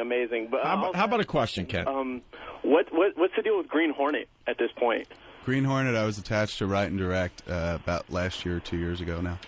And I bowed out of directing because I realized that I'm just not talented enough to pull off an action flick. No way. Oh, shut up. It's true. I'm not an an action movie guy. I like movies where people talk and stuff, and I was just like, I can't do this. So I wound up just writing it and bowed out of directing it. But you fought Mark Hamill.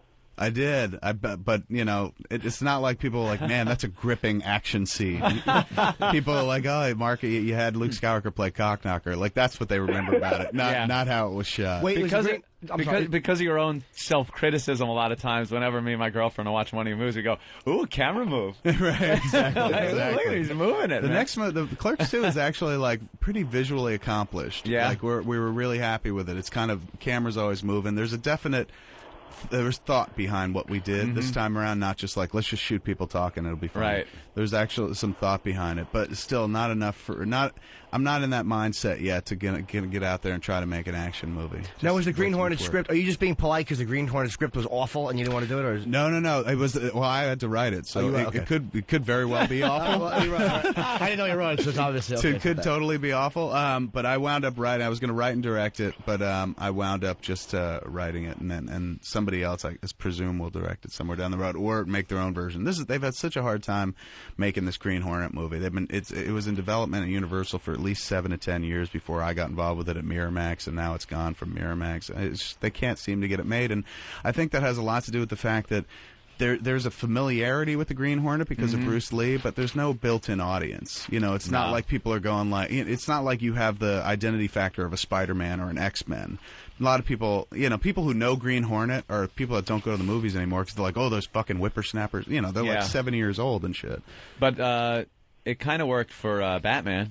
Because people were very familiar with that franchise, and then the last one that came out was fantastic, I thought. Yeah, totally, absolutely. But also Batman, like you would have to be. Batman is part of the pop cultural mainstream, like so iconic. Like when they first launched that series of flicks in '89, they had ages of familiarity with the character from not just the TV show, but fucking the cartoons. Like everyone knows Batman. Right. You don't even have to know comic books to know Batman. Green Hornet, not so much. Walk into a supermarket, ask 100 people, do you know what Green Hornet is? And most people would be like, floor cleaner? I don't think you get a lot of people going, oh yeah, there's a radio show that they turned into a TV show with Van Williams, Bruce Lee, and they've done as a small series of comic books. I don't think a lot of people have that built-in familiarity. I bet everybody knew at the Comic-Con, though. Totally. That place? Absolutely. But that's why, like, comic book movies are for a long time, people were kind of daunted by the idea of making them because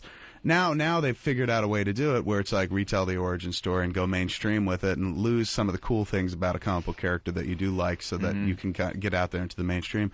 Because if you think about it, like the best-selling comic book on every given week is what? Let's say the average right now is 100,000 books. Yeah. 100,000 people go out to see a movie on opening weekend, pay $10. How much is that? $1 million? You've spent 70, 80 to make a movie? That's not great. How about the Fantastic Four? Didn't that not do well? No, Fantastic Four did pretty well, yeah. It actually wound up doing well, which is amazing because that movie was such fucking piece of shit. Piece of dog shit. Yeah, I keep seeing it on cable, and I won't even, like... I won't touch I don't have any real ambition. I mean, it was such a... imagine, like, trying to follow The Incredibles, which was like Fantastic Four done right, and then they did that movie, and just so not good. Like, the ending battle sequence, Dr. Doom comes out of a garbage truck at one point. Yeah. Like, there's no grandeur to it whatsoever. And they're making a sequel. Yeah. Well, it made a lot of money. It made, what, 160, 170 or something? Yeah. I didn't see it. I mean, after all my work on Spider-Man, I just decided I didn't see the comic book. You are looking at Surly Truck Driver from Spider-Man. Like, he doesn't know that. What part of Spider-Man?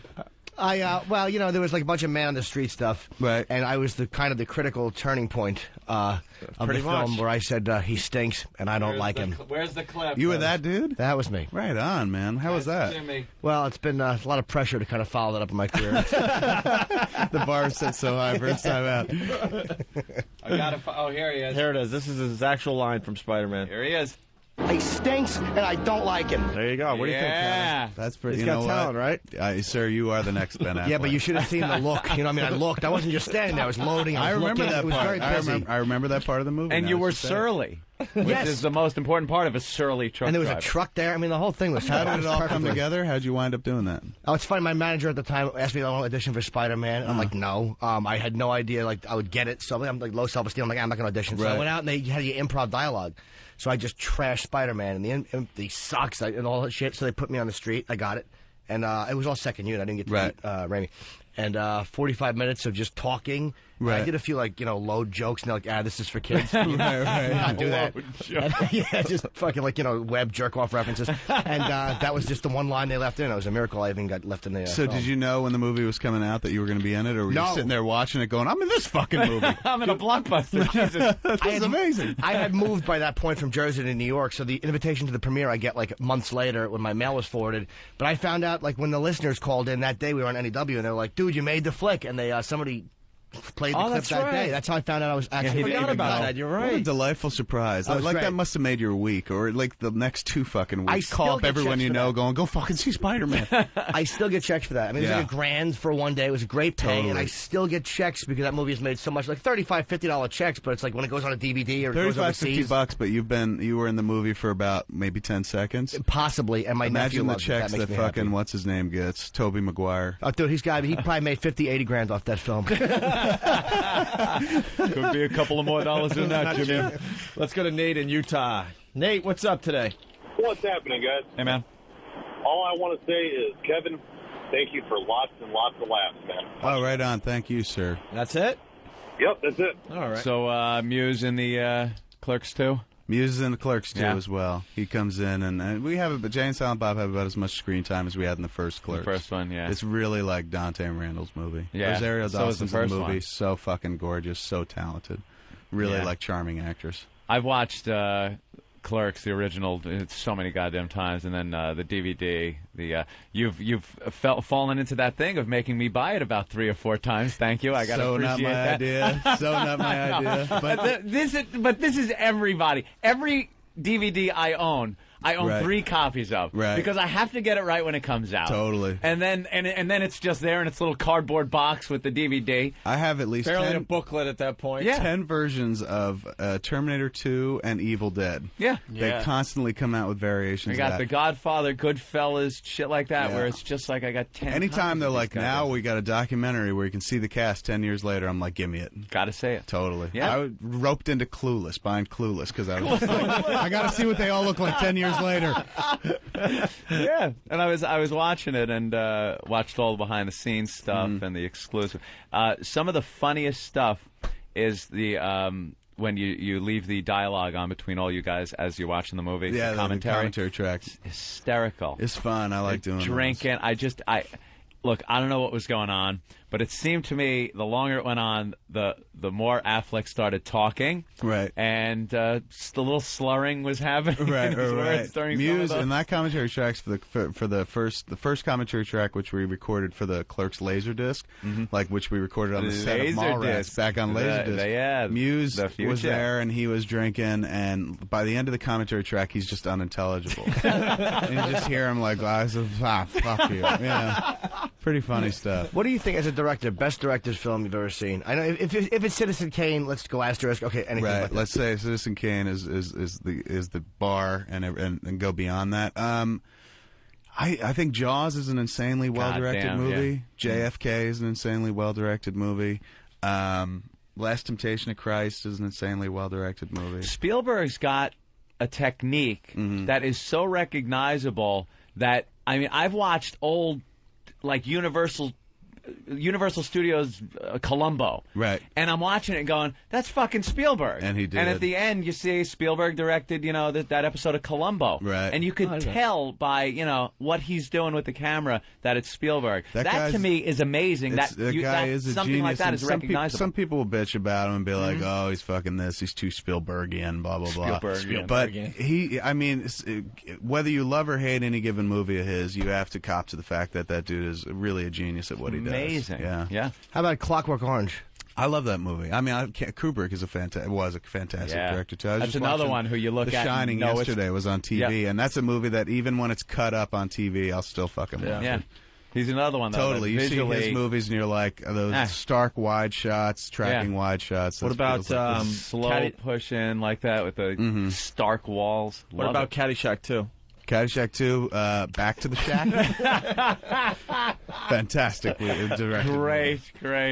I see the Pink Panther made a lot of money over the weekend. How much did it make total?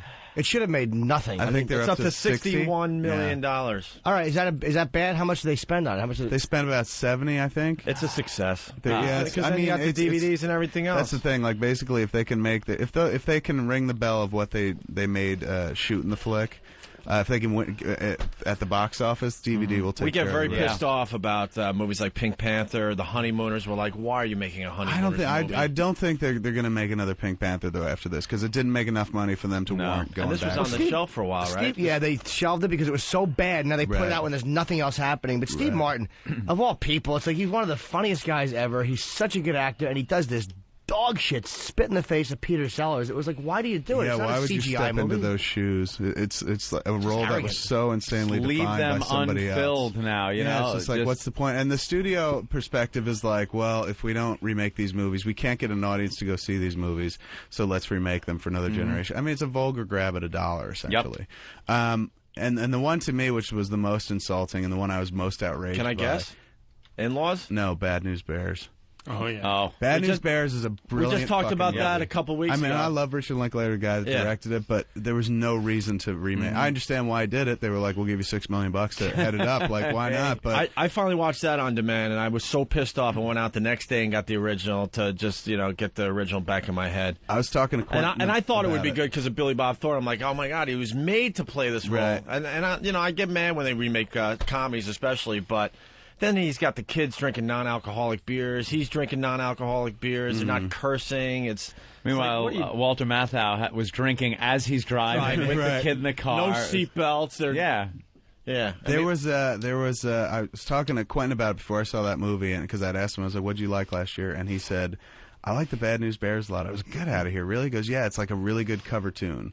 Like, it's like basically it calls to mind everything about the original that you like." And I thought that was an interesting perspective. And then I watched the movie. I'm like, I'd rather see the original. I'd rather not have the original Right. call to mind. I'd rather just flat out watch Right. the original. Greg Kinnear was just not believable as the Remember Vic nasty Morrow coach. just fucking Of course. slapped his fucking kid down on the mound, like, and he doesn't. Greg Kinnear doesn't slap his kid. He slaps his hat off, of Right, him, right. and then he Of kind course. of gives him a push, Smacked and the him in kid the falls face. back. But Something that's tells Vic me that Morrow was Vic scene. Morrow not acting. Totally. He's just like, he always Vic, came off Jesus. as a guy that would have just smacked his kid like that. And no one is scared of Greg Kinnear. After As Good as It Gets, no one is as frightened of him. After you remember the character he played, Yeah, that right. fucking flamboyant sissy. It's like you're not slapping anybody. And he just seems like he's playing the aggro, funny dad in the movie. Like Vic Morrow seemed like a real guy. Yeah. Greg Kinnear's playing a character, and Vic Morrow's performance, you never got the impression like this guy is acting like somebody else. You just like, this dude exists. He's Yeah. one of those Yeah. asshole parents that I knew in Little League. Smacked the kid from Courtship of Eddie's father. Brendan What are you doing?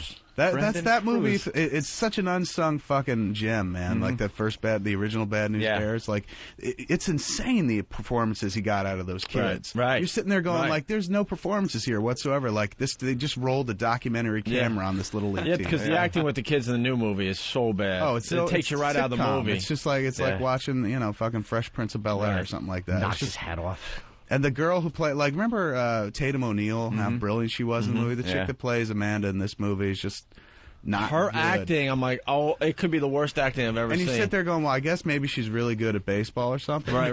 That's what When he they- did School of Rock, he hired a bunch of kids who weren't actors. He hired kids that could actually play instruments. And so I'd heard that, like, for Bad News Bears, he was doing the same thing. He's like, well, he's not necessarily going for kids who are actors. He's going for kids who are baseball players. And then in some of the outtake footage on that new Bad News Bears disc, they show that girl throwing a ball, and she's not great. Oh, not that either, She huh? hits a piece of equipment or something like that, and so you're like, well, then why did he hire that girl? But I thought that making that movie was just sacrilegious because the original's so good, and they're like, yeah, but kids won't watch the original. And you're like, well, fuck kids then. Then they don't deserve it. Yeah, then come up with something else. Totally, make come some up with other something movie. new. Make another Mighty Ducks, same premise. Ragtag kids, give them that, but don't fucking touch Mighty something Ducks without sacred. skates. Why is it like the last 10 years? I mean, there's been some great movies made, but why is this obsession with remakes, man? It's like this shitty scripts floating around. I think it's just people going like, well, we know this is going to make money. We know there was a built-in audience for it once. Maybe there's another built-in audience for it. It's kind of pre-sold. They like pre-sold. Everyone likes the safe bet. I mean, it's a business, right? Like they just want to see returns on their fucking dollar. There's probably more of a DVD market for the remake than there is the original also. And also, you get basically a bump too. If you release Bad News Bears, you release the old Bad News Bears on DVD. They always do that. Again, and you get another bump. Like when they try to fool you on cable. Yeah. When a new movie comes out, or a remake, and they play the old one, you're looking going, wait, that's still in the... Oh, yeah. Right. What about Tricked them again? No, I want to see if they're going to remake the Taking of Pelham 123 with Martin Lawrence. I think they did Martin remake Lawrence. it. Yeah, the Money Train with that stupid Woody Harrelson. No, I think they actually remade it with Vincent D'Onofrio. I was kidding. No, they didn't. They I couldn't. swear to you. Like a TV version? As a TV movie, yeah. Yeah. The Money Google Train it. was a We rip-off. can IMDb it and find out right now. Yeah, I know. Greatest site ever. Fantastic. My What mother, did we do before the internet? Like, did people actually rush and grab an encyclopedia? I'll and tell leaf you what through they it? did. What did they because do? my mother insists on still doing it. We've tried to get her to use a computer. She will not. Electronics scare the shit out of her. And we tell her it's so convenient. You want pictures from us on vacation? We can email them to you. I don't want to. Ooh, no. So we tell her about Internet Movie Database because she's huge with movies, loves movies. Right. For that site alone, get a computer. Totally. She won't. She goes, nope, every year, and this is what everybody does that doesn't have a computer, I guess, I buy my Leonard Maltin book. Oh, she gets that book? It's this thick encyclopedia that she has to thumb through to try to cross-reference. If you want to cross-reference something on IMDb, it's easy. Totally. You know, she's there, like, studying. She's got a card catalog in her house with Leonard Maltin books. Built on the Dewey Decimal System. Yeah. All right. That's in the 800s. She will not get a computer. The way to get her over her computer phobia is tell her you got fans fucking online. There you go. Well, you want to see some pictures, Ma? Mom, I'll get you a camera. Let's go to Dave in Tennessee. Dave, what's up? Hey, good morning, guys. Good morning, Dave. I just want to thank Kevin. I met my wife because of his movies. A bunch of us were sitting around, and she and I were the only ones that had heard of Clerks, and got together, rented all the movies, hung out for the weekend, and that was it. And led to sex and love. Right on, Thank man. you very much. Oh, no Kevin props, Smith Film sir. Festival. That's have pretty those at the hot. house every so often, yeah. That's pretty hot when people meet because they're like, have you ever seen this shitty movie? Yeah, I have. Let's fuck. That's awesome. Let's go to Robin Clerks Jersey. was one of those movies that I don't think I know anyone that saw it in the theater. Yeah, totally. It was Real one of video those, kind of dude, you movie. got to see this. It only ever played on 50 screens around the country. Really? Like, never played on more than 50 screens. And it was a real, like, played in the Angelica, in Los Angeles, it played at the Laemmle. Like, it was just total art house release. Then it got passed around like a Jerky Boys tape Yeah. where it was, you got to see this. Totally I'm like, hot. what? I never heard of it. And popped in, and it just grabbed me from the start. Yeah. And, yeah. It had that discovery feeling to it, like where you felt like you found it before anyone else, and you would hand it off to your friends and be like, you got to see Dude, this. You got to see this, yeah. All right, let's say hi to Rob in Jersey. Rob, what's up? Hey, what's up, boys? Hey. Wait for me to pile on the pressure because I've listened to you guys for about a year now, never called in. Leave it to me to call in today when one of the best filmmakers of the 90s is sitting in with you guys. So I'm nervous as hell right now. You're doing fine. You're doing all right, except you're insulting me with the of the 90s Yeah, part. exactly. Really. You're like, he's not relevant anymore, but back in the 90s, he was something. From 93 to 94, And he sir, ruled. Quentin Tarantino is not here. Exactly, sir. Well, Rob, don't think of the million people listening to you right now. Don't worry Yeah. about them. It's just us and you. Well, I'm watching you guys on Pal Talk, and I'm also representing newsaskew.com. Oh, right on, A little plug. And I was wondering if there's any way at all that I can grovel at Kevin's feet for his super secret thing that was happening this evening. For the screening, we're all booked up. We're showing Clerks tonight. Tonight we're showing it to Harvey Weinstein with an audience for the first time. Wow. We pulled a bunch of people. I didn't want to do this the test screening thing, the traditional test screening, because they to do those, you hire a company like this company, NRG. They go out there and recruit the screening where they hang out at movie theaters and recruit people coming out going, would you like to see a free screening of a movie, a test screening of a movie? And then you get a wide cross-section. They get a certain percentage of males, females, and different races and not creeds and colors, just races. Yeah. I was going to be like racist creed, but they're not like, are you a Catholic? Would you like to see this movie? What is a creed? Yeah, what is your creed, sir? So they collect those people, and then you have a test screening. I didn't want to do that because basically they're collecting a bunch of strangers, and then one of those cats is bound to write it up and throw it up on Ain't It Cool News or Dark Horizons or something.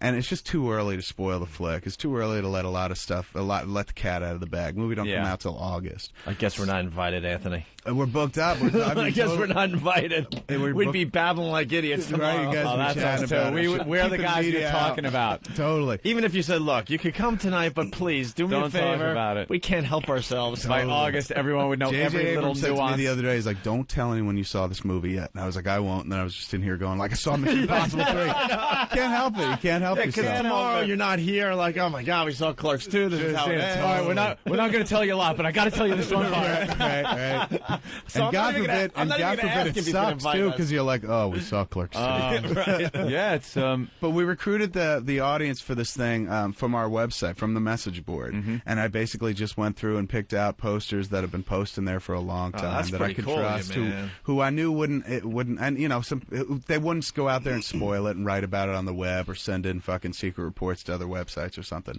And some people have been like, well, that's just a loaded audience. You're just putting fans in the audience. And I'm like, well, who the fuck do you think Clerks 2 is for? Yeah. Like, you would obviously people that like our stuff. It's not like we're going for like a completely fresh audience who's not familiar with our stuff. In order to go into any movie that has a 2 in the fucking title, you want them to be aware of the familiar previous with stuff. the Familiar one. with it. Exactly. One of the fans is going to babble though.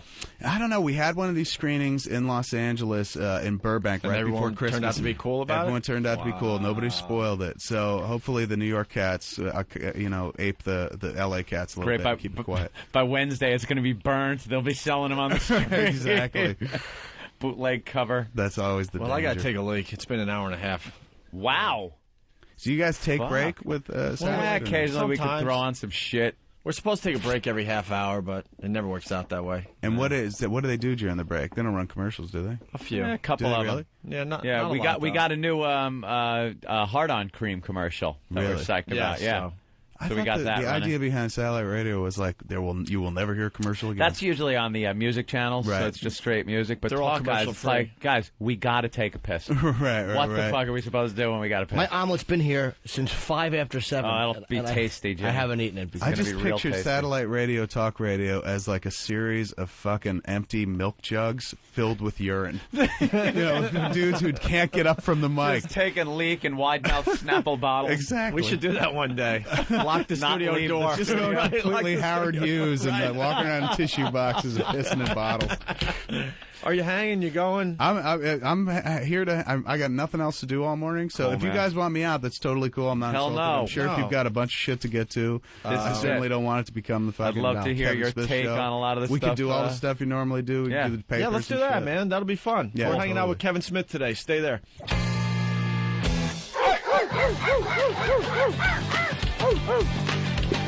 You're checking out the Opie and Anthony program on XM Satellite Radio. The ONA virus spreading across America.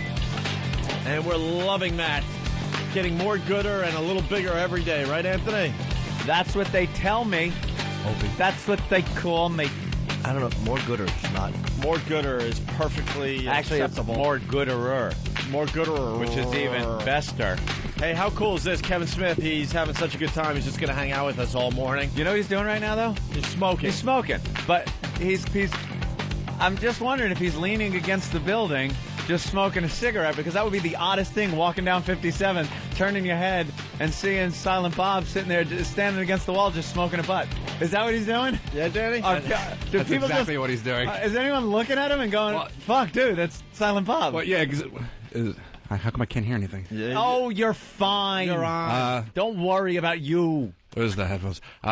Yeah, he's because he's got that overcoat on, Yeah. and he's just exactly how you'd expect. It looked like it was the outside of the convenience store. It's the setup. Yeah. He's got the cigarette We should've taped with the it. overcoat, and there he is just God smoking a cigarette. damn. We should have brought the camera down there and taped that. Well, I'm sure he'll go back down Yeah. for another one next Get him on break. the next so cigarette By break. the smell of it, it seems like you might have went down and I had may a have. cigarette with Kevin Smith. may have. Danny? I All have the good- boys are smokers. I have good sense of smell, but I'm stuffed. I can't tell. yeah, I'm terrible. I'm awful. Trust me, That's never after Atlantic City, I could smell smoke. Holy shit. Why? They Dude, smoke down there. Right? How awful are the casinos down there with the smoke? I fucking hate Atlantic City. I want to go on the record and say that. Atlantic City does I had to go down there really blow. Saturday night, and I had a good time because the reason I went down there was great, but the place itself, ugh.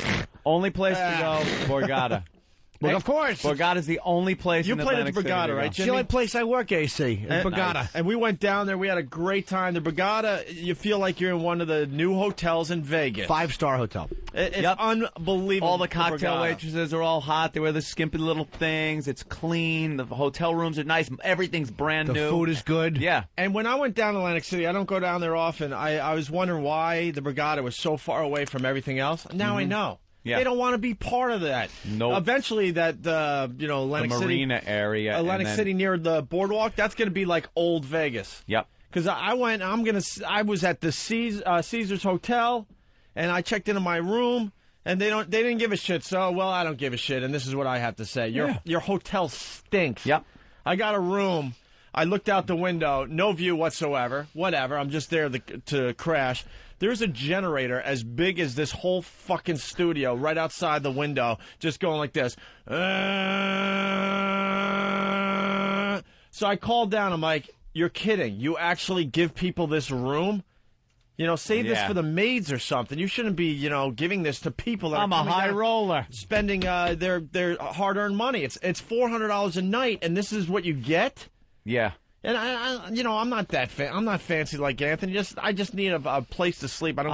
Give a shit. I need to be comped when I go there. Anthony needs a suite, and Ope wants 3 hots and a cot. So Ope is not high maintenance. I really don't care. But for $400, I care. I'm like, what? I'm not sleeping in a room with a generator right outside the window and garbage right outside the window as you're looking at a brick wall. Were the blueberries evenly distributed in the muffin? The blueberries.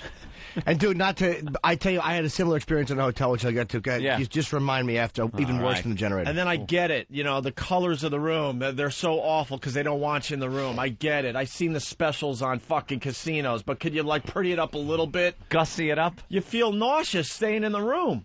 Because the colors are all fucked up, and they do this on purpose because they don't want you to get comfortable in the hotel room. They want you downstairs gambling. Not in the Borgata, though. That's what I mean. Yeah. But this is the point I'm making. When you go to Vegas, even they give you the really nice, fancy rooms. They don't mind that when you are done gambling, that you have a nice, relaxing location to go to. This room, I swear to God, I was getting nauseous. Like, what's wrong with me? Do I have food poisoning? And I realized it was the color schemes on this, on the wallpaper and shit. And they're like, well, and they couldn't believe I was complaining. I'm like, for $400, I don't want to, you know, sleep in a room where I have to hear a generator all night. Yeah. You know? I had the same experience at the Tropicana over there. Of course you Another did. ancient hotel with ancient people working there. They didn't have any internet in the hotel rooms. They had a hot tub in there that had this. You know, remember when digital watches first came out? There were red numbers. Red like LCD LEDs. That's what the control panel on this hot tub had. And it was punched in. So it was just this 70s hot tub, like the first one. You never get in there. Yeah. Ugh. Just an awful old room. I had an alarm clock in my room that was like anchored down or whatever, so you couldn't pull it out of the wall. It's like, I don't want your stupid alarm clock. What am I going to do with your stupid alarm clock from 1984? Yeah. Dude, I hated Caesars. Hated it. All those old And they didn't give a casinos. shit that, you know, I had a bad room. Finally, after I called 3 times, because I'm like, look, this is just unacceptable. They're like, well, we're having a car show, and there's, you know, the hotel is sold out. I'm like, I can't sleep next to a fucking generator all night. So finally, they moved me up a couple floors, but... And then after midnight, the casino itself, just completely, and I mean completely infested by hookers. Infested? No, completely, like to the point you're scared. I'm not gonna lie to you. Where was this? I had to go down to Atlantic City. That's why I'm a little tired today, Kevin. I had to drive back and forth, and I had a bad experience. And you stayed at shitty Caesars. We stayed at Caesars. It was a family thing. I went down there. I had a good time, but. But I've been to the Borgata. You got to go to Borgata. I've been to the Borgata. That's the only place to go now. Borgata is like when they opened that place, I went there, I was like, wow, somebody finally approximated Vegas here. Right. It feels like a Palms Hotel kind of thing, like a Maloof But I was on the Brothers boardwalk at Caesars, and I had a really shitty room with a huge generator outside the window, and they didn't give a shit. I'm like, I can't sleep with a noise going all night long. And I questioned them, like, why would you like give this room to anybody? And they couldn't believe I was actually complaining. I'm like, I never complain. I never.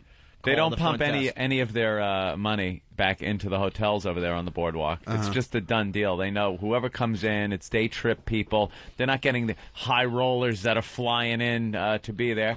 They're day trip bus people that come in, so they don't give a shit. And the whole place is one look away from a huge riot. Breaking out. It really is. You're walking around, everyone's hammered, but most people are very questionable to begin with. I don't want to one dirty look at your girl or something, and it's on. I don't want to trash it because it's the home state, but like I thought I knew what a casino community was until I hit Vegas. Then I was like, oh my god. No, but see, this is nice here. You know? It's warm. It's nice. The people are fucking nice.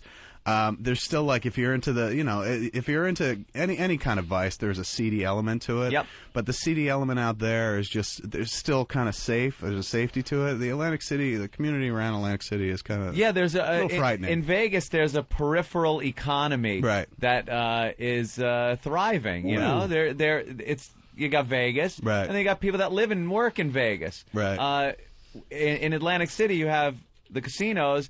And people that don't work in the casinos don't work anywhere, it doesn't look like. Right. They work you over. They work you over, yeah. You make a wrong turn around there somewhere, and you're like, oh, geez. You have two choices, casinos, projects. Yeah, that's pretty Atlantic much what City. it is. But what I brought up is the Borgata, they built their place far away from all that. And I was wondering at the time, like, why would they do that? They just don't want to be a part of that, and they want to start something new. They want to start like a new Vegas. When you're driving in, it's far from the Strip. Yeah, it's far from everyone marina, else. whatever. Yeah. And I was telling these guys, and right around midnight, I mean, the casinos get infested with hookers. Really? It's not even a question. I'm so not good at spotting hookers, man. Yeah. I'm not a good hooker spotter. The only time I've ever spotted hookers was if you live in Los Angeles and you fly to Vegas, you usually fly out on Southwest out of the Burbank Airport, what they now call the Bob Hope Airport. Yeah. And it's very small, but like insanely convenient, better than going to LAX. And you'll be on this flight to Vegas, and it'll be littered with gorgeous women. And you're sitting there going, wow, like, where are they? Is there a convention? And then you realize that it's the hookers, like the high-priced call girls that work Los Angeles who go to Vegas for the weekend. Like when you order them on the internet, they fly out there, and it's you're looking at them going, why? It's so suspicious. There's so many good-looking women on this flight. Here's a good way to tell if a girl's a hooker, and this is a very if she's under 300 pounds and she's talking to me, she's probably being paid. Or Jimmy uses a lot of hookers. The pros? I've spent a lot. There's a logic to it, I think. If I wasn't married, hookers would make a lot of sense to me. Yeah? Yeah. I've never ever gotten a hooker, even like as a kid when, especially growing up on Long Island, a lot of the guys would be like, hey, why don't we go into the city tonight? And when the city was scary. Right. New York City was like really scary and stuff. And just like was not even... I would not even think about doing it. Then there's guys like Jimmy that just... The only involvement I've ever had with hookers was after I got married. Really? Yeah, with the wife. The wife was like, let's bring a girl in. Are you kidding? Yeah, no, I kid you not. Look at you. Yeah. You pulled that one off. A couple of times. I wasn't even my idea. It was hers, which means I'm a terrible fucking lover because she's like, let's bring a pro in. But not a regular occurrence, but it's happened on more than one occasion. And it's kind of fun and kind of weird and out there, but there's something wonderfully convenient about, like, that's done, and there's no awkwardness, like we have to see that person the next day and like, oh, remember when we were all doing weird things? Yeah. Wow. It's interesting. Great. Thank God she doesn't listen to radio, the wife. That is really something to pull off and not have to pay thousands of dollars. She's a wonderful woman. Wonderful woman, that wife of mine. Yeah.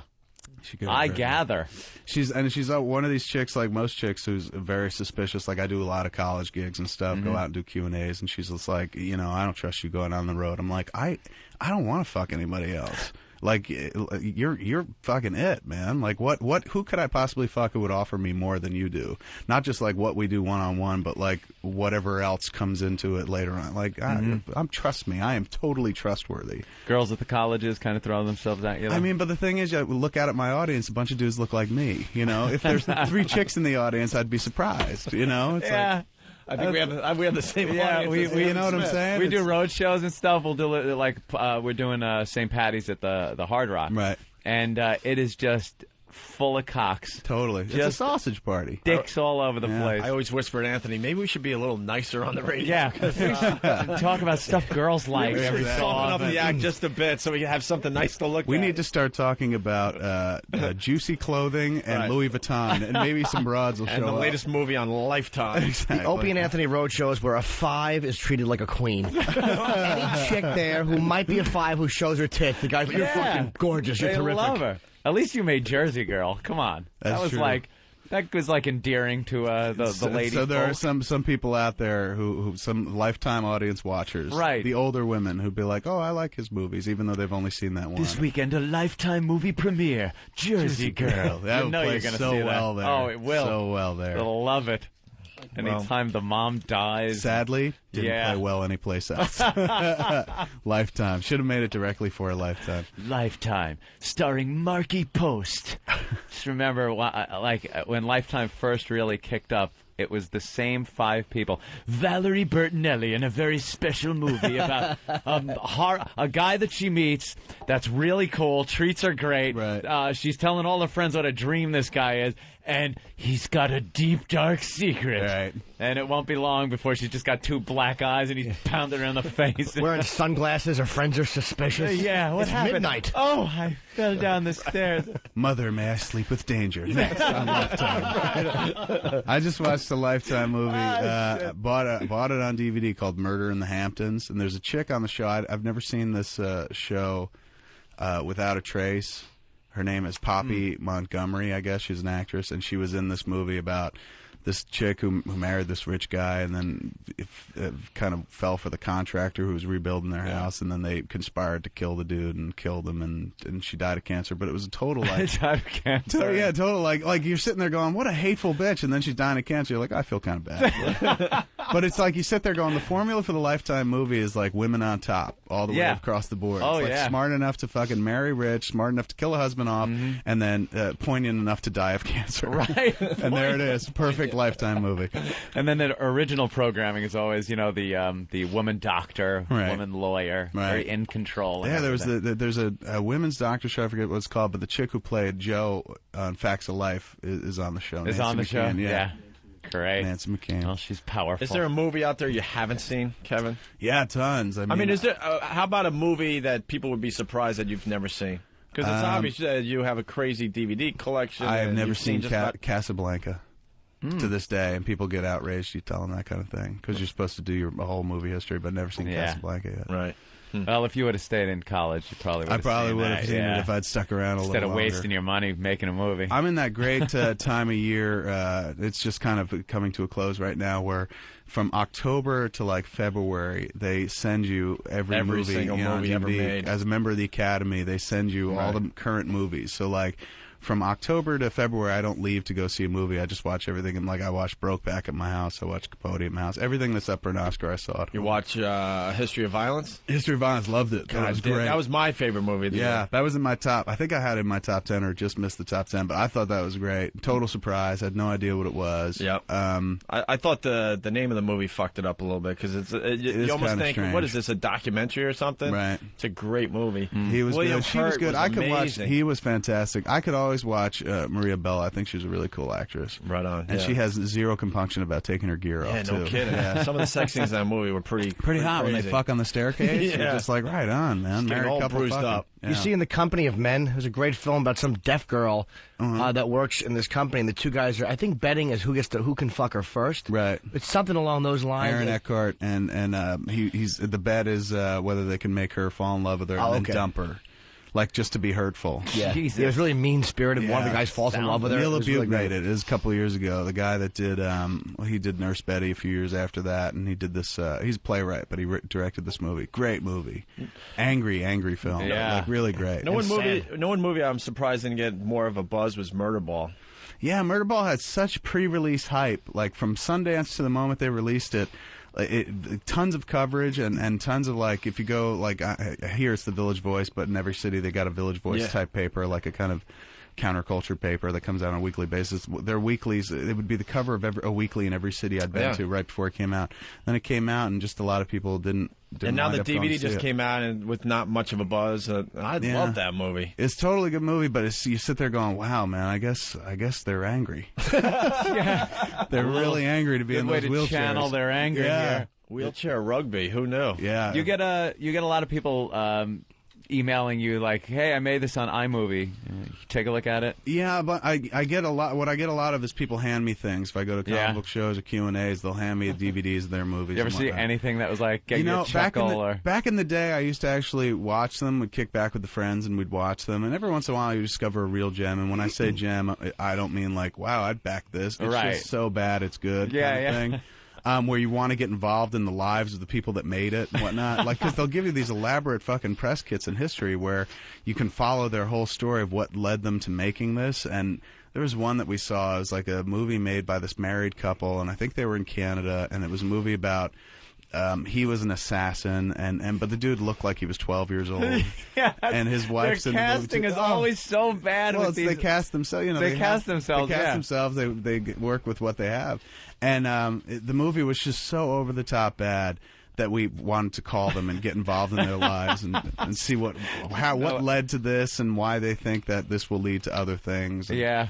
Forget the name of the movie, but that was the last one I actually watched, and that was back in like 98, 99, 2000. I've seen some like Star Wars fan films that they make that are just the most elaborate things that costuming and CGI work. There's that one. What is that one? And I look to you, Kev, because I assume you would know. The one that they made that's online. Duality? Is it Duality? Duality is the shorter one. Then there's one called Revelation. Revelation. I should have looked at fucking you, sir. Just like the guy went all out with this thing, man. Revelations I've heard a lot about. Some of the CGI work was amazing. Yeah. Amazing on it. That they're doing them on their And Macs. then you would imagine that this would lead to another gig of some sort, but you don't hear the follow-up story. Like there was that dude who did that Batman Dead End short. Sandy Cholera. Oh, that looked great, what didn't was that it? about? It was Batman. this short where he did a Batman who, like, rather than the Batman they do in the movies where the dude's wearing, like, the hard armor and whatnot, he wore a Batman costume that kind of looked like the Alex Ross type Batman, like Batman in tights. But it's like this fan geekgasm picture where it's only about 15, maybe 10, 15 minutes long. But first there's Batman battling the Joker. Then... and who played the Joker in that? Then Boner from Growing Pains. Boner from Growing Pains. Really? And you couldn't even tell that was him. Wow. With the I didn't makeup even know on. that. Then they introduce Predator into the film, like the Predator.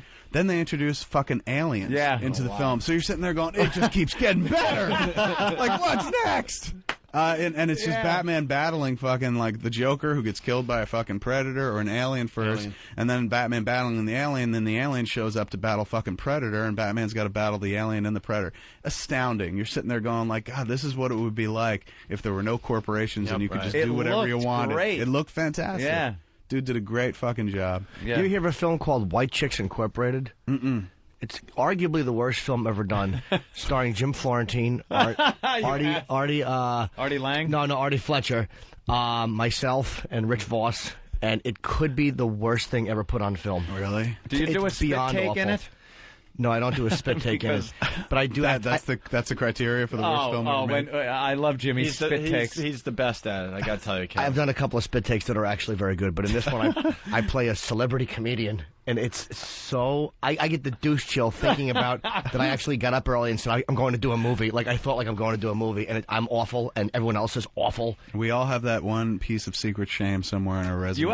You have Clerks predated stuff, predating Clerks. First thing I ever did. The first camera you picked up, not first even an 8mm. Well, I mean, technically, when I was I did 4 months at a film school in Vancouver, must have British Columbia, on and we did this little video. short. It's on that Clerks disc called Mayday, and it was supposed to be a documentary about a tranny, a pre-op transsexual. And we shot her performing, but then she wouldn't do the interview. Yeah, so just the didn't come documentary together. Fell apart, Yeah. So then we turned it into a documentary about how our documentary fell apart. Called it Mayday instead. Did she ever get the operation? She did, and then when I did that dude called up about that Vancouver show. When I was at the Vancouver show, she showed up. She was at the show, and she had gone through with it and got the dick cut off and whatnot. And it was I hadn't seen this woman or this guy who is now a woman in like 11 years at that point. It was kind of strange. I never know what to call them.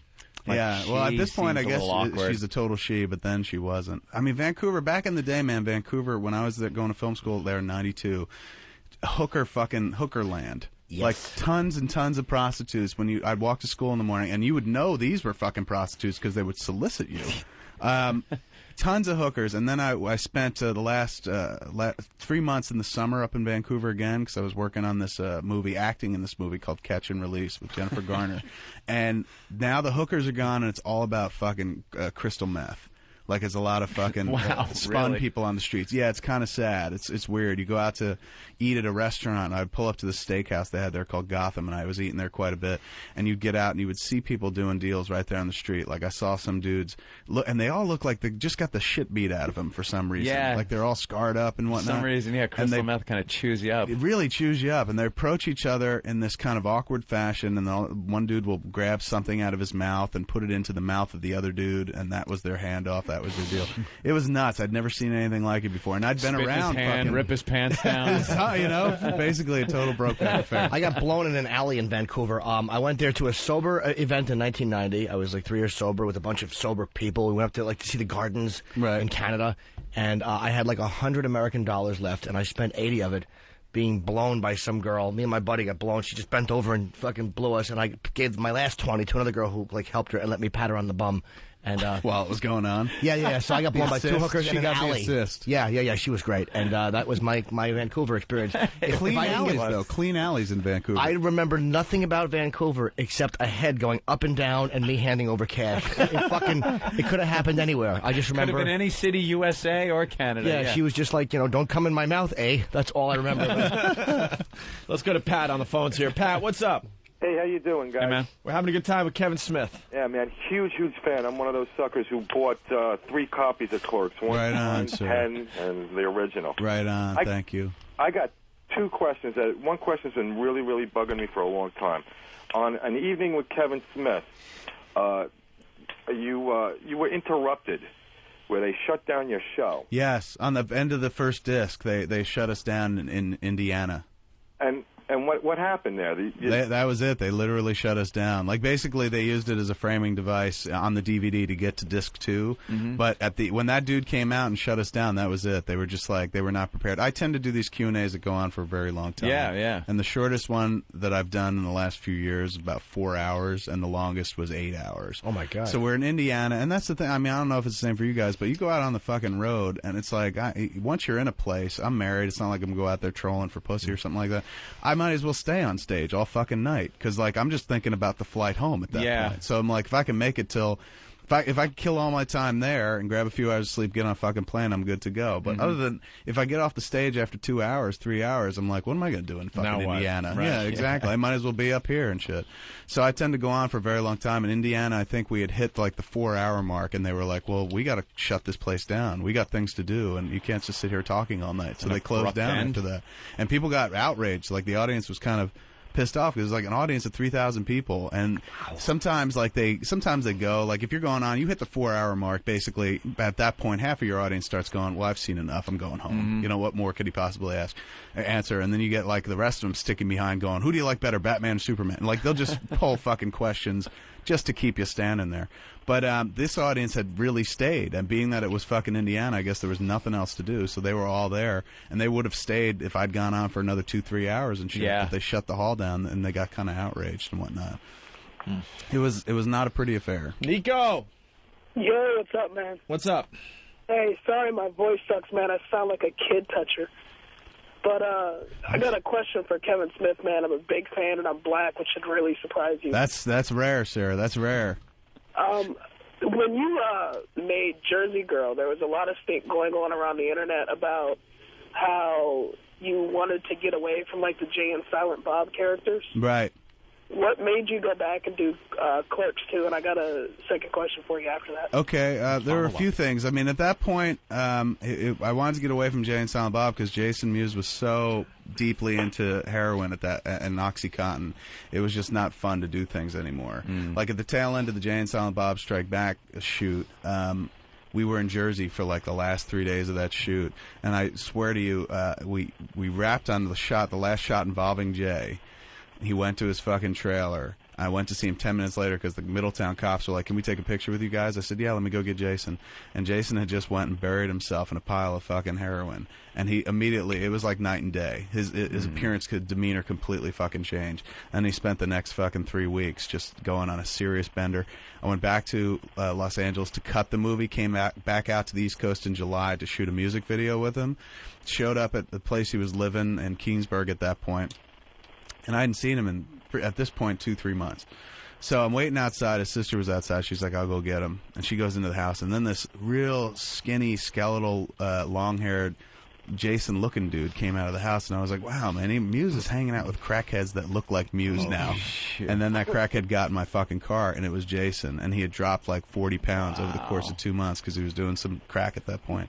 And it was heartbreaking. I was just I just broke down, started crying, and was just like, dude, I can't do this anymore. I can't watch you throw your fucking life away. And I tried to help this dude, would bring him in, go cold turkey in my fucking house. Like, I would give up months at a time and just sit on Jason, just babysit Jason. It was this whole period where I would take him to the what was that, methadone clinic every morning in Asbury Park and shit.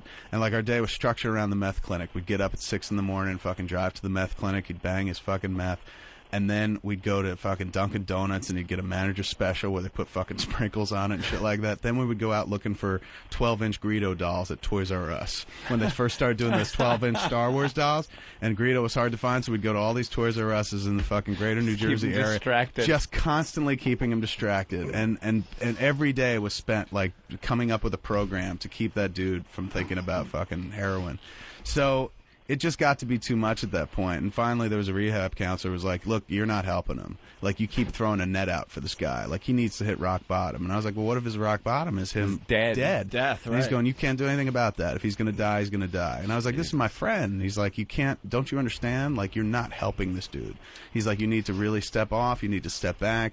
You need to not throw a net out for him. You need to hit him with some hardcore tough love. Like, don't let him in your house. Don't let him see your kid, because they have a real tight relationship with my daughter and whatnot. So that kind of led to the whole, like, all right, I'm not going to do any View Askew flicks anymore. And also at the same time, I was like, I'd like to try one that has nothing to do with the other movies, one that really stands alone by itself.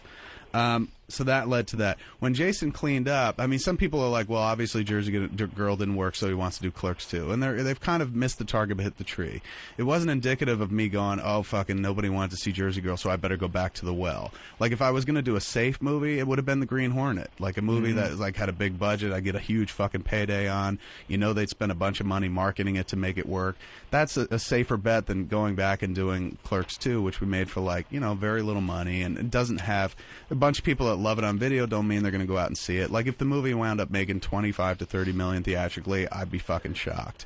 And that would be great because we didn't spend that much to make it. But that's not like a safe bet movie. And the Jersey Girl part of it, of the equation, wasn't because it didn't work, so shit, I'm going to go back to something that I know works. It was more like the experience of making a movie where you don't have as much power as the fucking stars of the film was really disenchanting. And it's not like Affleck was an asshole or Jennifer Lopez was an asshole about it, but their relationship seriously affected our ability to open and market that movie. And there are some people on the internet who are like, oh, fuck you, the movie just sucked. And it's like, look, maybe the movie sucks in your opinion, but you can't be blind to the fact that it was an insane challenge, an uphill battle to release that movie in a post-Gigli climate. It was the worst timing, yeah. Oh, bad. The really Gigli bad. and the fact that they were... What does Gigli mean? What does that mean? That was the movie they made. It was a movie they made. Okay. That movie Gigli together that came out. Yeah. It wound up coming off like... it was like, hey, remember that movie you hated so much came out a few months ago?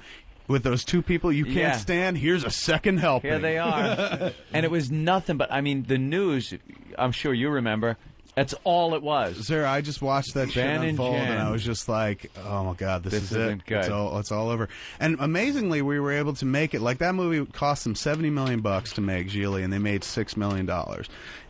It would stand to reason that Jersey Girl following Gigli would make less than $6 million. Somehow we were able to get to $25 million, but when you spent $35 to make it, that's a disappointment. There's still a $10 million fucking loss there, which DVD takes care of, but still, it hurt. And so for me, I was like, I don't want to work with fucking famous people right now in my life. And not so much, and again, not because they were dicks or something, but it's just like, their relationship, I have no control over. I have no control over how people reacted to their relationship, but it adversely affects my movie. And it's just like, I want to make a movie with people who in the whole world don't see every day on fucking In Touch Weekly's cover and know so much about their relationship where they can't divorce themselves from their public persona and get lost in a movie and shit like that. I was like, look, as long as Brian O'Halloran and Jeff Anderson don't fall in love and get married, I'm fine on the next movie. Do you think Ben Affleck, because, you know, I mean, I loved him in a lot of the earlier stuff, and now I'm kind of sick of watching him, with the exception, of course, of Reindeer Games. I mean, who couldn't enjoy a film titled Reindeer Games? Wow. Do you kind of notice that he's done like a lot of not as good films lately? There is a period Daredevil? where he was he was saying yes to a lot of things that he probably should have thought a little bit more about.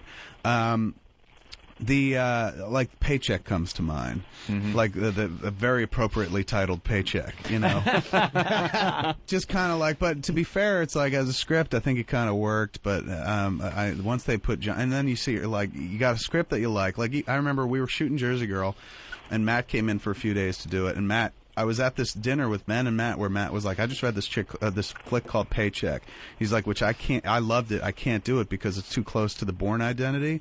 He's going, but I think you should read it. And then Ben read it, and Ben wound up doing the movie. And you like the script, and you're sitting there going, wow, that's a pretty good idea.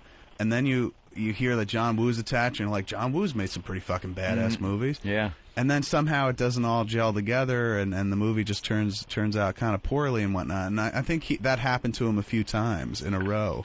Like the movie he did, Surviving Christmas. He's got James Gandolfini in the flick. You're sitting there going, I'm going to work with Tony Soprano. I get to do a comedy I've never done before, like real over-the-top, broad kind of Jim Carrey-type performance and shit. Yeah, it's got to be hard just reading a script, looking at who's in it, and then going, oh, I know this is going to tank. Right, yeah. Like, nobody does that. It's got all the good ingredients. Nobody sits there going, like, I'm just doing this for the money. Like, everyone thinks that, that's going to be the hopes next for the huge best. movie, right? Yeah, totally. John Woo, has he done a good movie in English, though? I like all of his Chinese stuff. I don't like any of the stuff that he's done here. I mean, It's I just thought Face Off was watchable in a real kind of campy way, but I don't know. Like, I hated his Mission Impossible 2. I thought it was so fucking terrible because I like that first one a lot, and Mission Impossible 2 was just like, what's going on? A lot of doves in this picture. You know, he's got a lot of birds in all his movies, but it's just so strange. But no, it's weird. It's just like you go on good runs and bad runs. Like Matt's been on a really good run lately.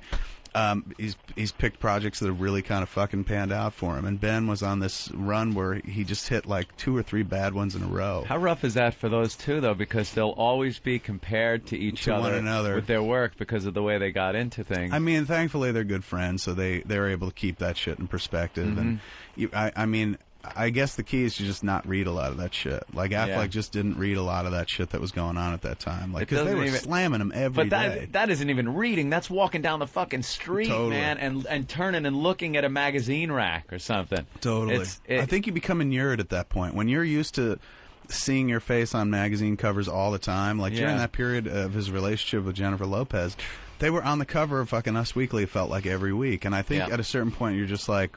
get numb to it, Yeah, you're just numb to it. I think people just got sick of him. Like, like everybody else, you get a little overexposed, and people are like, all right. And he's actually a good actor, but I like him. And he's a funny dude, too. Yeah. Like, he's a really fucking sharp, funny dude and whatnot. And he got a bad rap over the last, 2 years. And he's been laying low for at least the last year and whatnot. And next flick he's got coming out is this movie. They were calling it Truth, Justice, and the American Way. Now it's called Hollywoodland. It's about George Reeves, the guy that played Superman, who was either killed or killed himself. They never really figured that. Yeah, some kind of and it's supposedly thing. pretty good flick, and he was really good in it. Wait, what's the film before Jersey Girl? I have to know. I have to see this now with Jennifer and Ben. Oh, Geely? It's called Geely. How do you spell that? Gigli. Oh. Yeah. Wow. I find it shocking and surprising. By the way, that you Nico- didn't know that movie just because it was he such knows nothing It's about such pop a part of culture. the national consciousness. Yeah, like Geely was like Jimmy's the way worst that with pop Ishtar culture. was bitch slapped, and the way that Heaven's Gate, Waterworld and Heaven's Gate, Yeah, like those I know. Geely redefined it. Yep. Geely made like Mariah Carey's going. Finally, we're going to stop talking about glitter because Geely really fucking took the torch and ran. Wait, what was with it about? I mean, roughly in a nutshell. It was about a hitman who converts a lesbian. Wow, I mean, how did that not work? Kevin, what was the worst film you saw? Worst film In your I've ever life? seen? I would give it up to the Flintstones. The only movie I think I've ever walked out of. I was 20 minutes into that movie, and I was like, "This is terrible." Wow. Not a controversial choice. No. But A good that's the choice, one. though. That's Very good choice. It's fucking terrible. I walked out of a movie. God, it was so long ago. I think it was called Ruby. It's with Danny Aiello. I don't even know About who was Jack in it. Ruby? No, it was some kind of murder woman thing. It came out at the same time I think Carrie was out. Oh, wow, years you're ago. just going far late back. 70s. Or I walked something out like of that, yeah. Elizabethtown recently. Did you really? Oh. Yeah, my It friend went Scott on Mosier watched it, and he was forever. just like, dude, you have to, and I love, it's Cameron Crowe. Yeah. Normally he knocks it out of Right. the park. But Scott was just like, you got to watch this movie for the opening fucking 20 minutes. He's going just to watch like an actor not fucking fitting the material. Not correctly. at all. He thought Orlando Bloom was incredibly miscast. I hate the people that just take you right out of movies. But I walked out of that. I was snoring so loud. I never fall asleep in the movie theater. I'm snoring so loud. In the movie I got the old elbow and like, all right, let's get the hell out of here. Because it was a packed theater. It just opened up. It was a Friday night. That it was the only movie that looked like it might be something. Right. It was his worst writing ever, I thought. Yeah, Cameron Crowe. I mean, how could you go wrong with Cameron Crowe? But I walked out of Mission Impossible 2 before it started. Did you? Yeah, there was a Puerto Rican family in front that was making noise, and my girlfriend told them to shut the fuck up, and I had to leave. You were like, we're out of here. Hey, by the way, Nico has his follow-up question still. Nico. Yeah. Didn't you have a second question? I still didn't even finish the other one. The long and short of it is that basically Muse got clean. How did he end up getting clean? What was the thing that said, all right, look? He, for years we'd put him into rehabs. Like, we put him into this rehab called Promises out in Malibu. And that was during the Jay and Silent Bob press tour. Because we brought him out after I discovered him when I went to his house and he was fucking bone thin and shit. I took him with me back to Los Angeles because we were doing the press junket for Jay and Silent Bob Strike Back. But we didn't make him do it. This is a weird question, but how'd you get him back to L.A.? Just put him on the plane, brought him with me. I was everyone just like, dude, staring at him like, holy shit. I mean, but most people, it's not like he's insanely well known where people are like, hey, that dude looks different than I'm used to seeing him. Some people, people involved with the flick were like, what the fuck happened to him? But while we were staying at the W Hotel in Westwood. And, I was just like, dude, you got it. We're giving up the drugs and we're going to go rehab. And he was like, right. I'm going to stay clean now. But, when you're in that mindset, you just lie. He was having heroin FedEx to the hotel. His sister was FedExing fucking heroin to the hotel. And the hotel found out and called the fucking police. So at that point, I was like, dude, you have to go into fucking rehab. Why would the sister do that? I mean, kind of a dumb question, probably, but... Was she afraid he'd get bad? I mean, that's codependent behavior, obviously. Right. Was she afraid he'd get bad stuff on the street? She also had a problem with drugs, too. Right. I mean, it was a bad situation all around. And they would alternate between heroin and OxyContin and whatnot. So finally, I was able to to use that moment to be like, dude, you're going into rehab. Like, I'd been able to use another moment a few years earlier when he borrowed my ATM card one night. He was like, hey, dude, I got here, cab dropped me off, and I don't have any money, and it was like 2 in the morning. We were at this hotel in Los Angeles. I was like, dude, I'm sleeping. I don't have any cash on me, but here's my ATM card. Go take out $50. Wow. Pay the cab guy. Just give me my ATM card. Can we guess how much? Take a shot in the dark. $4,000 cab ride. It was over the course of that was 2 in the morning and 11 o'clock when I finally figured it out. So 9 hours he had it for? So 9 hours he had it for. I would say $5,000. Apparently, you can't take that much. Well, that's the only reason. Because I'm thinking he's going. They always tell, like, every time I go to take money out of the ATM, they tell me like $400. That's it. You've exceeded your limit. He was able to take $1,000 off of my fucking ATM card, and I was like, how can this dude do it? I can't get more than $400 out of my fucking ATM card over the course of 24 hours. So at that point, I was able to be like, dude, that's grand fucking theft. I'm gonna stick you in rehab. You got to go, or else I'm gonna turn you over to the cops. He went to rehab, got clean, stayed clean a little while, eventually got back to drugs. This time, after the junket thing, we put him in a rehab in Malibu called Promises. Real plush and shit. Like, me and Jen went to visit him, and Jen was like, fuck it, I'm an alcoholic. Stick me in here. They were in this beautiful house overlooking the water. The waves roll in under the house itself. Really gorgeous place. He was there for about a month, and he was allowed to go out on passes and whatnot with a sober living escort. And he went out to see a movie. He came back, and they were like, people that run the place were like, we need to talk to you. There's somebody checking in here who you know. And Muse is like, trust me, nobody I know would be in this place. And they're like, there is somebody that you know, and you're not allowed to talk about it to anybody. Especially can't tell Kevin at this point. And they were like, he was like, well, what are you talking about? Who is it? And they opened the door, and it was fucking Ben. Because remember, Ben went into rehab also right before September 11th and stuff. And then everyone forgot about that. That was like the cover of all the fucking rags for a while, and then September 11th happened. Nobody fucking remember that. So Ben and Muse were in rehab for a little while. Ben was in for booze, and Muse was in for really harder stuff. So they spent a lot of time in that rehab together. Muse got out, stayed clean for about 4 months, and then went back on it. But meanwhile, telling everybody that it was clean. So we believed he had been clean for a good year before we caught on to the fact that he wasn't. So it went like that for a long time, and then he got busted in New Jersey. There was a warrant out for his arrest. He was trying to stay out of New Jersey, and then finally he went back to Jersey to deal with the warrant.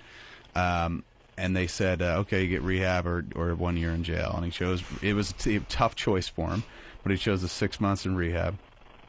And for some reason, that rehab, the most non-plush rehab, the fucking down and dirty, state-run rehab, was the one that clicked. Wow. And just worked for him. And he just got to this point. He's like, he'd been saying for years, if I'm 30 years old and still living this way, I just want to put a fucking gun in my mouth because I can't stand this.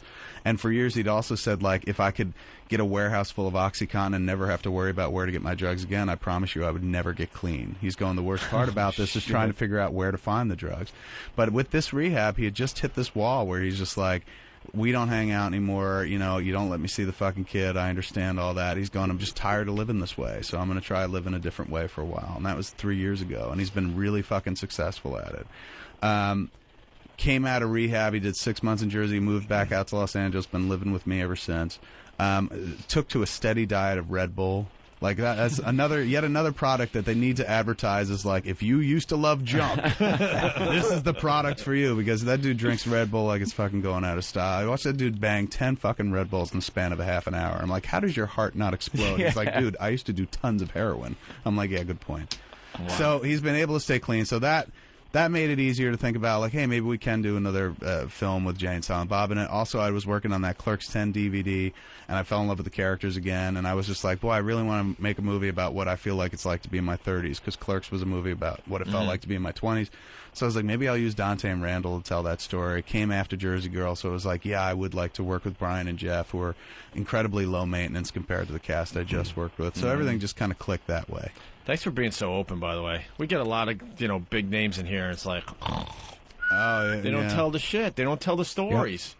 And then they got publicists outside the studio, like getting all nervous and stuff. That we might interesting. We might ask that question. Oh my God forbid we ask the question. Hey, Nico, what's the follow up? That was the 20-minute answer to the sorry about that. long answer. It was still interesting as hell. Who you kid? Go ahead, Nico. Comment real quick, man. The best line from one of your movies was in Mallrats, where they get the breakup letter, and she's like, "Yeah, she calls you callow in here." Right. And you mentioned that it means fragile and weak-willed. Right.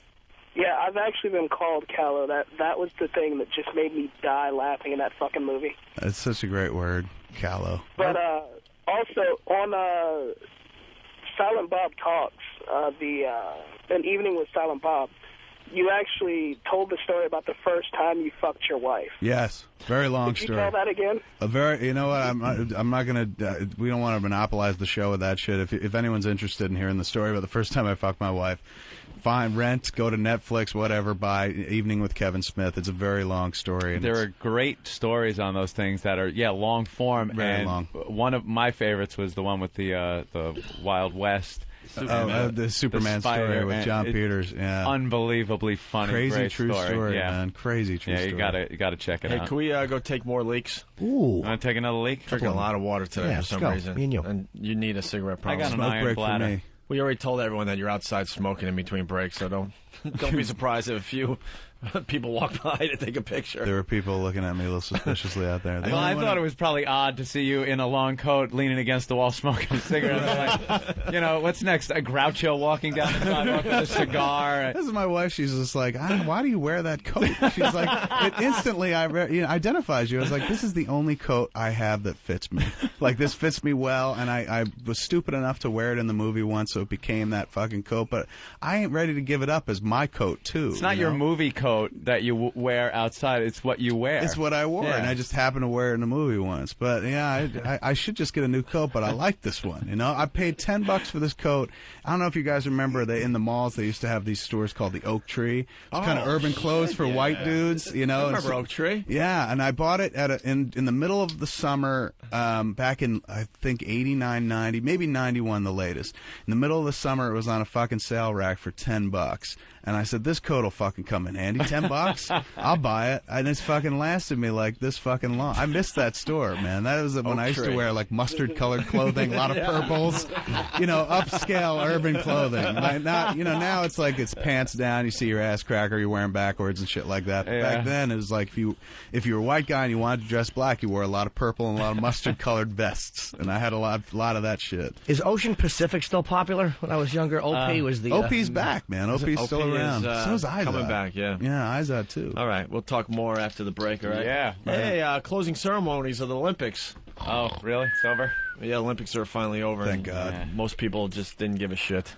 We'll be back with Curling, that. Opie. Well, we'd like the curling. We'll get his Curling. opinion on the Olympics, maybe. And you watch any of the good old celebrity? No, I can't stand that reality TV. I can't get enough of What are you this watching? dumb What, the shit. dancing show or the skating show? No, I got hooked on the skating show, and it's god awful. It sucks. We're doing American Idol.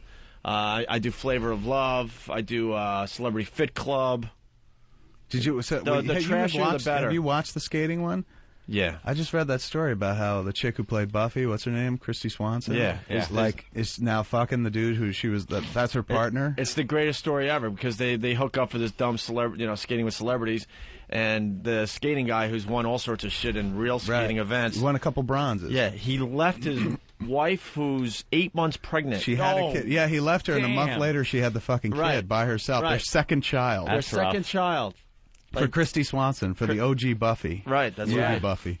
Said fuck. But this. it was so sad. Like this dude, the karma this dude's got like behind him now is fucking horrible. Oh, and there's no ditches way the he could pregnant possibly wife. win at this point. Like, who's going to vote for those people? The home wrecker and the Right, fucking right. dude who would leave his pregnant wife? Well, I would. It was awful. Jimmy would. The show was fun to watch because Bruce Jenner was so god awful on skates. We Right. said we joked he looked like Frankenstein or Herman Munster or Dude something. looks like he's had some Grandpa. work done, right? Like Oh, yeah. facial Oh, work. yeah. Something's going on there because his nose got small. He's got a white Michael Jackson. Yeah, thing he's going all on. pulled back, Yeah. skin on his face. And the everything, greatest yeah. show ever, and it's getting huge ratings, is Flavor of Love. What is that? It's Flavor Flav in a mansion. Oh, trying that's to- the Flavor Trying show? to find his latest chick. Right. And they're all vying for his attention, and they're all just ghetto chicks from the projects. It's hilarious. And they bring him into a mansion, and and he votes girls off every week, and he's having sex with some of them, and it's so trashy. It's great. Phenomenal. It's amazing the celebriality that they're just able to revive these people's careers out Totally. of nowhere for limited time, but just take them from whatever they're doing, working at a gas station, and here you're back on TV. Yeah. You're popular. You're signing autographs. All right, we're through with you. Goodbye. Back to your. And they'll former do life. it too. And a lot of people like the cynical take on it is just like, oh, can't these people let go of fame? And it's like, hey man, if somebody's willing to pay you $10,000 to monkey it up when you can't make 10,000 anymore, Monkey it up. you try saying no to that shit. You know? Yeah, a lot of people. It takes don't black realize people to make celebrity reality TV interesting because like the last group in this country that's not obsessed with being polite or politically correct. And like in a white show, they would never be fucking the girls and booting them. You gotta be nice to the ladies. Right. So you gotta love they the give them a fact that- rose. Yeah. Or not give them a We rose. kissed once on the hand. Right. Flavor's fucking dumping all over Yeah, him. Flavor's grabbing ass. And Let me tell tits. you what happened on Flavor of Love last night. He boots the white chick off, the last remaining white chick. Oh. And it was down to 3, so now it's down to 2. So the white chick gets into it with the remaining black chick, who's just completely nuts. And all of a sudden, she just hocks a lug on the black girl's face. A white Wow. chick hocks a lug at the black chick? Oh man! And then all hell breaks loose. They're complete classless girls. Like It he is just got these great. real whores. No, but we're still in a political climate in this country where if it went the other way, if the black chick hooked a lube, But they wouldn't show that. They would, they wouldn't show it, but also you'd get away with it. But to do the white chick honking a Louis, And then the black chick, her Yeah. nails came out, and she grabbed her by the back of the head and just shoves her into the camera. I thought I was watching wrestling all of a sudden. No, but for a white girl to spit on a black girl, for them to show it is amazing because normally they would never show that in a You know million what? years. Yeah. You know what? I completely missed the point. You're right. They You're would never absolutely right. show. Normally they don't show. So hats off to them No. for actually going against the grain and being like, look, this Yeah. is fucked up. Check it out. You know what? It's worth playing. I got the audio. Well, now that before we go to break, that was the last white chick, so now I guess the Midwest can watch in a little bit of comfort. Yeah. Like, A collective sigh of relief from Pennsylvania to Utah.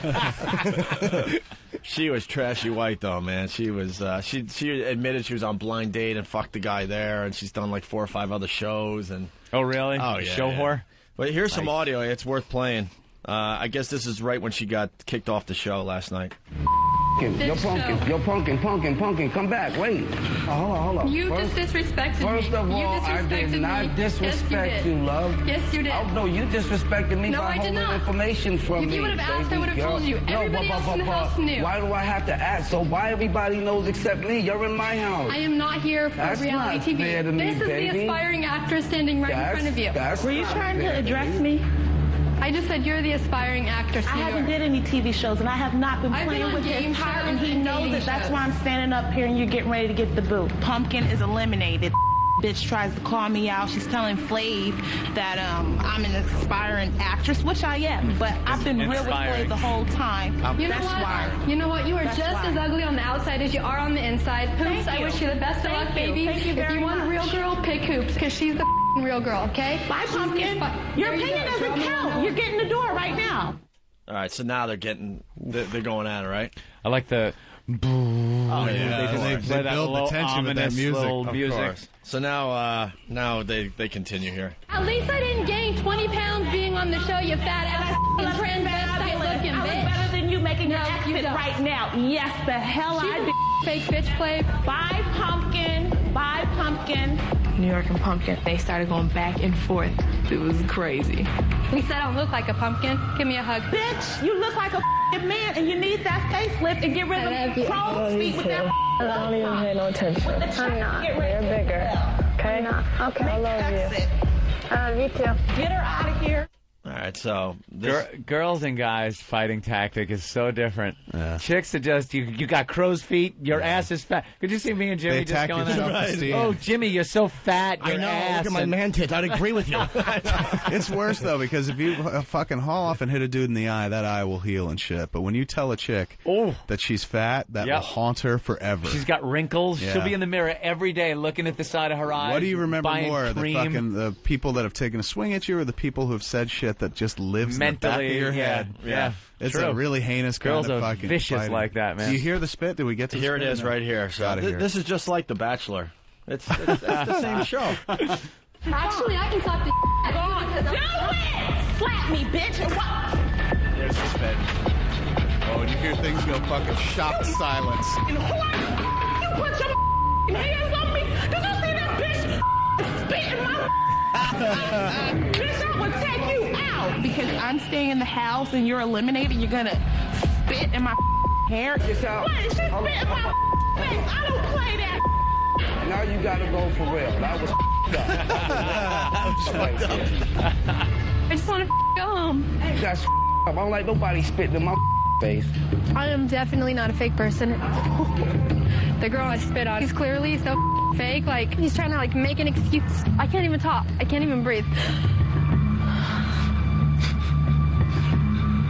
Go home and watch the video of this, by the way, because then they slow it down. It is one of the funniest And you 10 see the seconds spit you'll flying. see on TV yet. I love this girl. Why are people so fixated with this? Huh? Like why I'm embarrassed are we to tell so- people I love this type of shit. Yeah, but this is at least real. This is the way people interact. It's not fucking Who Wants to Marry a Millionaire with an underwear model convincing chicks to fuck him in a mansion. Right. This is great. This is an ex-fucking like junkie, which is what Flav This was is a what drug happened addict. if you had real people vying for money. Yes. Yeah. Who knows how much money Flavor Flav even still has at this point? He's worth $300. It doesn't matter. You know it is in his house Most that of they're these, in. Yeah, most of these bitches are so stupid they really think it's his mansion. It's Right. not a mansion that they're just renting for the show. They have Right. no idea because they keep referring to how afterwards it's gonna be me and Flav in this mansion. It's like Flavor Flav, he's lucky to have a house half that size. We're really one step away from just like Escape from New York, where they just fucking wall up the city, throw a pile of money in it, and watch people kill each other for the fucking money. We really we some people talk about the ancient Rome and the Colosseum. Same thing, man. And, oh my God, that's horrible. This is just a different way of presenting it. The same thing. It's the same emotion. Mm-hmm. It's the same rush you get watching confrontation and violence and stuff. Same fucking thing. Stephen King is such a genius because he saw this in The Running Man. yeah. Which was what was that like under the Richard Bachman books? Was like the early '80s. What was my name in that one? Oh, I can't Come on, remember. Kev. Wasn't it Ben something or what was it? It was Ben Richards. Hi, I'm Ben Richards. This is my. Richard Dawson was the announcer. We love the names they give Arnold in all these movies. Yeah. Hi, Peter Matthews. How are you? Yeah, right. You're fucking. Just don't even try. We have like there's a movie like Total Recall was on TV last night. What was his name in Total Recall? There's another one, yeah. But the villain's name was Cohagen. Cohagen. Which that sounds more like Schwarzenegger's name in the movie. But like he had a very plain like Dick Scott kind of name. Oh, what was his name in that? No one knows? Come on, fan. We'll look it up. Someone IMDb. Or go to the instant feedback. Someone's got it immediately, I'm sure. We have one more clip here from Flavor of Love. Hold up a minute. Wait, because she got my chin. I'm getting disrespected in the worst way. You know what I mean? The bitch, she spit in my hair, and a little tiny bit got on my face. So I'm gonna whoop that bitch's ass, and I mean it. And that bitch breast stinks too. I smell all in my hair. Check this out. Listen. Oh my goodness. Listen. You smell that? Her breath smelled like straight up. It smelled like a toilet full of nasty ass. Okay.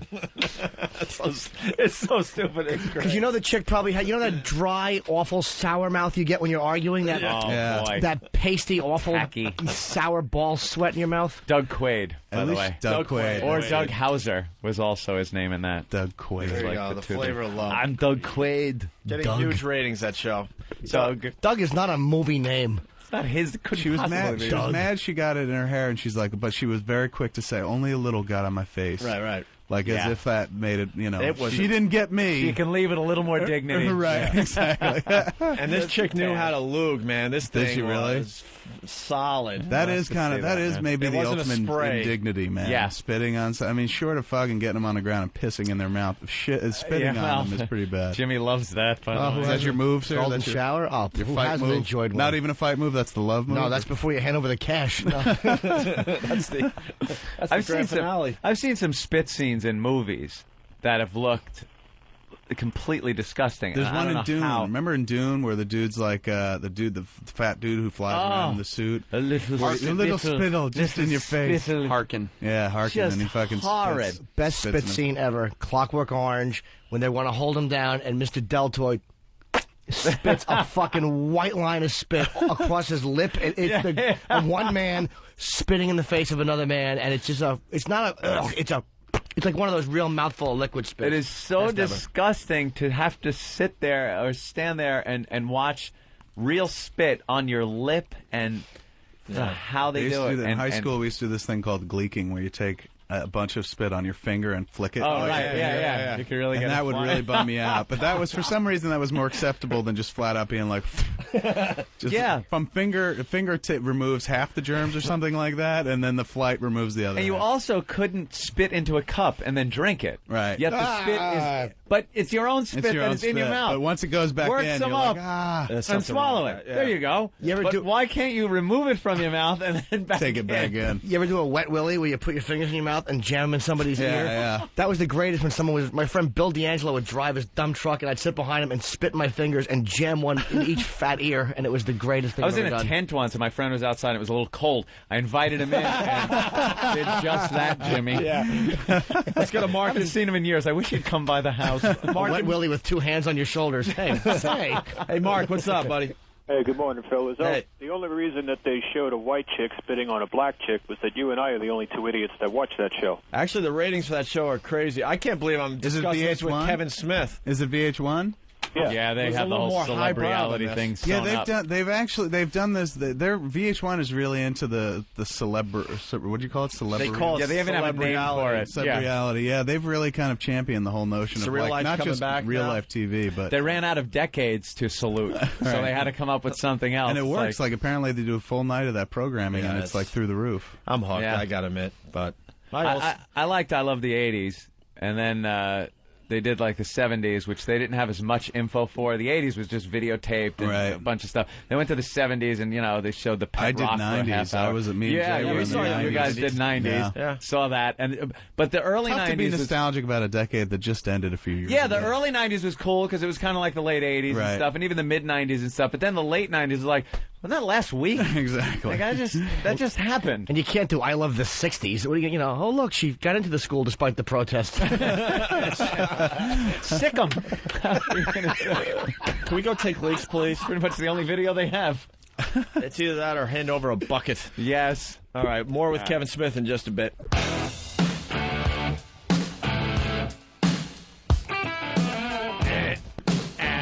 Come on, Jimmy, sing this one for everybody. I like blacks because they're nice. And they sing really good, and they dance too. Oh, that's good, right? I changed the lyrics. People think I'm against black people. I'm not at all. Of course not. I like black people very much. This is the Opie and Anthony program. Kevin Smith hanging out with us today. He's downstairs just smoking a cigarette against the wall. We got pictures and video that we're going to throw up on opieandanthony.com. In his clerk's jacket. Yeah, all the boys just smoking cigarettes with Hanging Kevin out. Smith as they That's what you lean do against with the him. old wall outside. That's like what you do with him to kind of be cool. You hang out and smoke a cigarette with him. And by the way, I don't know the lyrics to Back in Black. That's why I did that. I just know Back in Black! Hit the set! The move. Exactly. I just run out of... You just got to go... The only one that knows the words is Anthony. All right, listen, I got to hand it to Talkers Magazine. They are on the pulse of what's going on in radio. It's a brilliant, brilliant trade magazine. It's obviously agenda-driven, by the way. We all know exactly why this happened. It's an agenda-driven thing. The guy's obviously not a fan. Actually, I'm very I got to tell you, I'm pissed off and proud at the same time, if that's possible.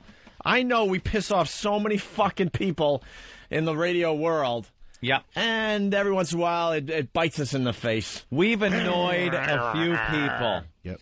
I guess Talkers Magazine, we've been featured in Talkers Magazine many, many times. Maybe not featured, but they have talked about us enough in Talkers Magazine. It is an industry trade magazine, is what it is. Right. It's you don't get this on the newsstand. Right. If you're a general manager of a station, program director, it gets sent to these people, gets sent to stations, things like that. Right.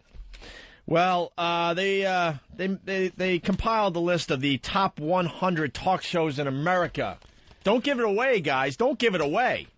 What is it called? The Heavy 100. The Heavy 100 in talk Talkers radio. Magazine's Heavy 100 2006. 100. 100. Yes. DJs or shows That's right. that are deemed the hottest shows on radio, talk shows on radio by Talkers Magazine. Dude, you guys top 5? We get it, Talkers Magazine. You hate us. We get it. Fucking assholes. We get it. All right, well, you don't like the Opie and Anthony. I'd like to find out who compiled this. I really would like to find out. Let's give the fine folks the top 10, because we must be in the top 10, right, Top guys? 10, have right, to guys? I think top 5. Number 1 is Howard Stern, because everyone knows he's the I thought we were greatest. going to go from 10 to... No, right. This is what we do. We don't You want know the something? mystery. I thought we were going to have a little mystery. No mystery. We know what the mystery is, okay? The mystery is, where does Opie and Anthony place? That's the mystery. That's why mystery. I started with number 1. All right. Attaboy, Ope. Number 1 is Howard Stern, because, hey, he's the greatest. I'll say. Of course. Number 2 is Rush Limbaugh. Rush Limbaugh. Number 3 is Sean Hannity. Our friend Sean Hannity. Number 4, Michael Savage. Michael Savage. And all these names so far deserve to be, up there on this list. Number 5, Dr. Laura Schlesinger. Who looks like a corpse in her picture, by She's the way. awful. Wow. She should go Holy back to the crap. good old days of just showing her cunt to a boyfriend. That big hairy bush. She's got, it looks, in my opinion, that she's had so many facelifts that her eyes are now cross-eyed. Yes. Look at that picture. Yikes. Our pal Don Imus in 6th place. Oh, I thought that was Dr. Laura Schlesinger. Fucking horse teeth she has. Jesus Christ. Number 7 is Laura Ingraham. Laura Ingraham. Okay, now we start getting like, huh? Well, What? Where most people are like, what? Who? Number 8 is Mike Gallagher. Mike Gallagher. I've heard of him. Number 9 is a guy that I will spit in his face when I see him. I have never forgotten. Neil Bortz was one of the guys that had to be on TV when we fucked up and had to tell the whole country how awful we were. Who the fuck is Neil Bortz? Even though Never this heard of him. fucking guy has never heard one of our shows. Who is Neil Bortz? Never heard of him, sir? Never heard of him, sir. Who is Neil Bortz? I've heard of him, sir. Number 10 is Randy Rhoads from Air America. Uh-huh. Opie, who is Neil Bortz? He's a guy. I don't know. That talks. How are you number 9 when there's an R, a T, and a Z in your last name and no one has still heard of you? He's got 3.75 million weekly listeners, Jimmy. I don't care if he has 1 billion and all of Africa. No one knows who Neil Bortz is. Then you got Randy Rhoads in 10th place. So, guys, we didn't make the top 10. Oh, we weren't in the top 10. I can understand that in a way. Damn. Okay? Well, it's opinion-driven, Anthony. And we were out of circulation for 2 years. But this is for 2005. We were on the air the entire year. Wait. 2006. Huh? Oh, for 2005. For right. 2005. Yeah, right. yeah. So we were on the air. We were on the air the entire year, so we have no real excuses why we wouldn't make the top 10. All right. Well, let's see if we're in the top 20 at maybe least. Top 20. I'm sure we are. Number 11 is Bill O'Reilly. Uh-huh. Number 12 is Mandouche, the fastest growing FM morning drive talk personality in the nation. Emerging superstar. What kind of agenda driven? The guy's been in radio forever. Right. They're making him sound like the new kid in town. No. And he's really not picking up many stations. Howard Stern leaves regular radio. Mancow couldn't get any of those stations. So, Yikes. So I wouldn't call him the fastest growing. If he was that great, he would have picked up a lot of stations when Howard left. I think we sound a little like sour grapes. Well, number 13 is Ed Schultz. Who the fuck is Ed Schultz? It's Ed Schultz. He's the most listened to progressive talk host in America, Jimmy. Who are you? He drew the Peanuts character. For the record, I'm going to say I hope Ed Schultz gets prostate cancer. Oh, Jesus. All right, then you got in 14th place Glenn Beck. Glenn Beck.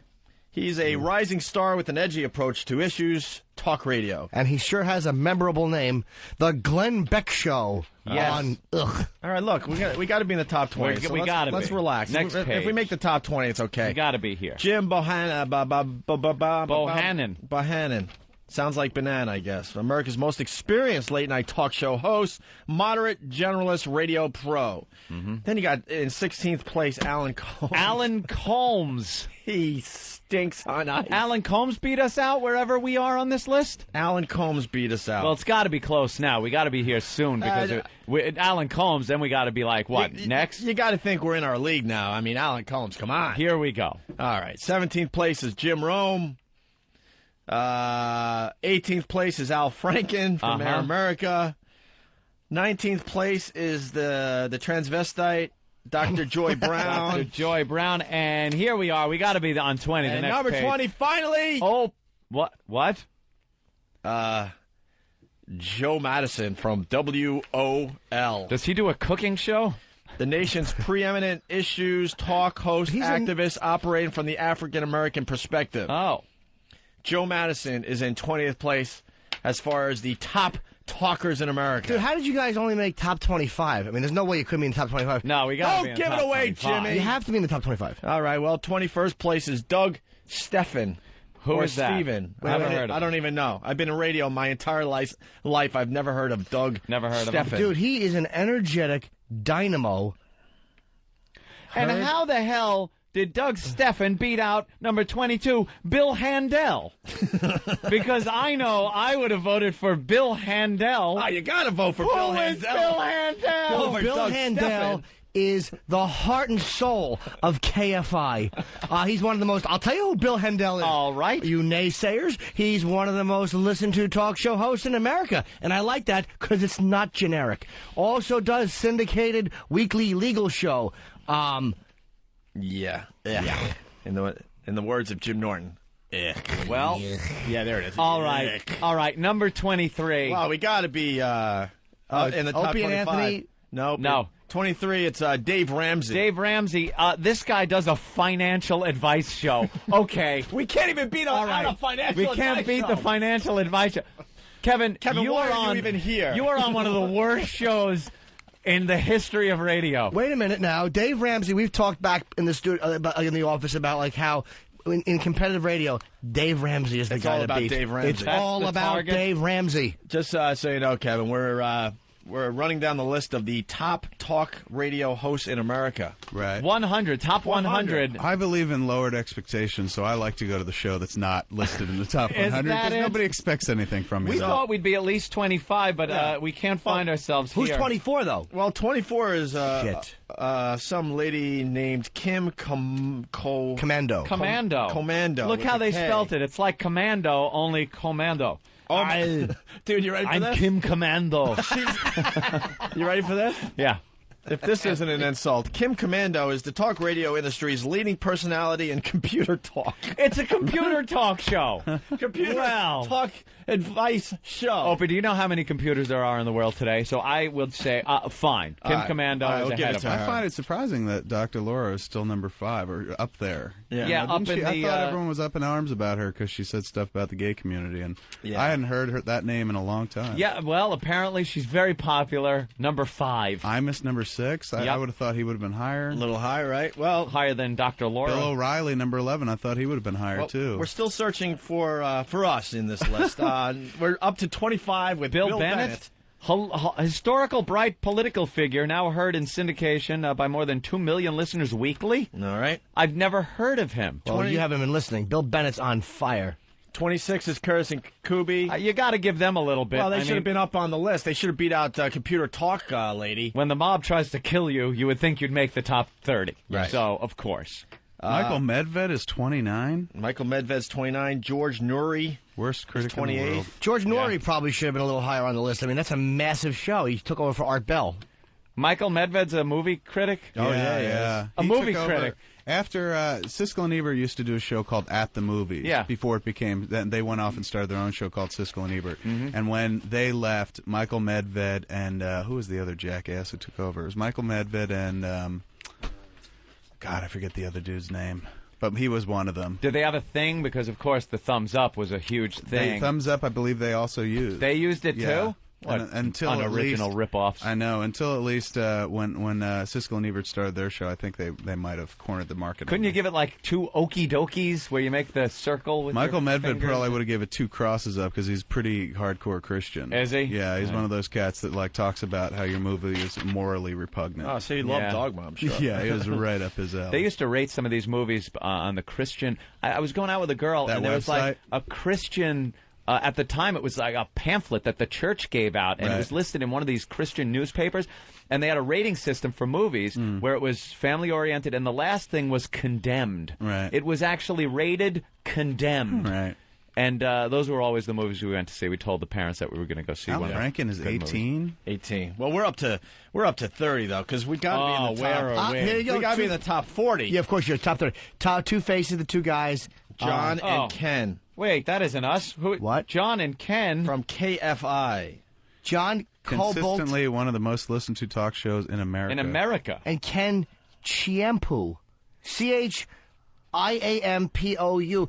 It's shampoo. Shampoo. Ken Fancy spelling Shampoo. of shampoo. It's shampoo because it's a radio name, and they spell it fancy like shampoo. Oh, that's the Ken Shampoo here. Then there's 31, Ron Owens. 32, Spike Odell. 33 is Lionel. 34 is our good pal, Tom Likas. That guy's good, though, Tom man. Likas! Yeah. He's Do you brave. guys? I've never heard that show. Do you not like Tom Likas? He's a douchebag. It's repulsive. We worked with him for 10 minutes here in New York. When he Right. was on WNEW with us for a while.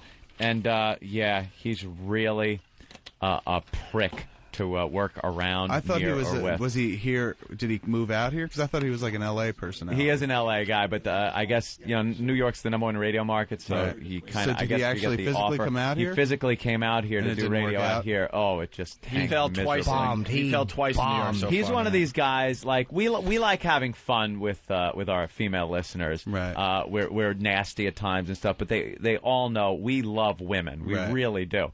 This guy is just such a cock about women, and when the real word misogynist misogynistic kind of thing. comes out, it's Yeah. just he's the poster boy. And you could tell it just came from chicks never ever giving him the time of day when he was growing up. When he's got there are allegations of domestic violence in his house at a Really? Christmas after a Christmas party in Boston. He apparently went home. And it's alleged that he got into a fight with This his made the wife newspaper, by at the way. at his house, and threw her into the fireplace. As I'm it was Tom reported. Likas. Yeah, right. Yeah, one of those and we just pictured like, you know, din din din din din din din din din with a fight going, and the tree blinking nicely, Right. and then him just flinging her into the nice Yule log in the fireplace. Unbelievable. So, when you've just a reached a prick. position where some people know who you are, Mm-hmm. I think nobody should ever be causing violence to anybody else. No. Nobody should ever be causing violence to man on woman violence, particularly is a Right. no-no. But when you've reached some level of like, hey, people know your name, Know you, yeah. you cannot even think about hitting a woman Your anymore. days are done. You can't even doing like that. sit there going, if I had any balls, I'd fucking smack her in the face. You can't think about it. No. To do that, it's just career No. suicide. Well, Yet you can still be what number? Hey, Dr. Ian Smith, how are you, sir? There he is. Number 34. Well, the list goes on and on and on and on and on and course on and it on. I guess does. we can pick up the list a little later. Yes. We're up to 34, and your pals Opie and Anthony are. We'll see if we're still in not the top mentioned. 50. I think you're right around here. All right, We gotta We'll be, get right? back to the list in a sec. Dr. Ian Smith, that's Kevin Smith, Hi, how are you? Hey, Kevin, how are you? Good to meet you, Good to sir. see you. and we got Gunnar Nelson on the phone here. Gunman. Gunnar, Yo. what's up, man? Sorry to make you wait there. We were waiting for Ian Smith to show up. Oh, that's okay. That's okay. No problem. All right. That's my man. And, of course, we're talking about Celebrity Fit Club. Yes. Dr. Ian Smith is one of the panelists that actually gets to weigh them every week on the show. A lot of fun, the weighing. That's right. Yes, we get to Absolutely. enjoy Dr. Ian's teeth every week. Gunner, don't start. You do have some wonderful choppers on you there. He does, doesn't he? Yeah, Floss? You do a lot of the I flossing? floss, and I don't eat Quite sweets. breathtaking. You Really. look like a handsome Chris Rock. Everyone says that. Has he heard that? And Chris Rock weighs about 10 pounds. Well, you look like a Fuller. Like Now more, you sound like good, a I like handsome that. Chris Rock. You put a little Chris Rock in that delivery right there. Yeah, we heard that coming Yeah. So, and then Gunnar Nelson, if you were watching Celebrity Fit Club, took over for Jeff Conway, who had major problems there and went into rehab. Yeah, he was really fucked up. Nothing against on the you, show. Gunnar, but I was very bummed when they said goodbye to Jeff Conway because I thought it made great TV because he was such a mess on the show. Oh yeah, there's great TV, and then there's just kind of just dangerous to everybody around him, and it was pretty bad. But it was just the Benadryl. That's Yeah, all it but was. you aren't Please. quite as messed up like physically either. Yeah, that's what I was getting at. So they get rid of Jeff Conway and all right, they gotta introduce a new fatty. And all of a sudden Gunnar Nelson walks out and he's like, I only got a 5-pack. I want a 6-pack. I think I need to lose 2 pounds. All right, join the rest of the world there, Gunnar. No, guys, I was actually just coming from doing a radio show for Lifetime for a year, and you know what the hours are like, and all that stuff, doing a morning show, and I just had kind of let myself go, and I don't know, I was supposed to represent the millions of Americans that were not looking like they looked in high school, and I was carrying around an extra 15 pounds. I wound up losing 30 pounds. You lost 30 pounds on the show? Well, I gotta be honest with you, Gunner. Let me just say something here. When they said that Gunnar Nelson was coming, and I said, okay, fine. Let me see a picture of him. And they showed me a picture. I was like, no. Yeah, like why? I was like, no, I can't do this. I mean, my credibility to the viewers are going to be like, reject him. And then, after talking to Gunnar and saying, okay, fine, you'll represent people who only have maybe 10 or 5 pounds who can't lose it because they say, I can't lose the last 5 pounds, Dr. Ian.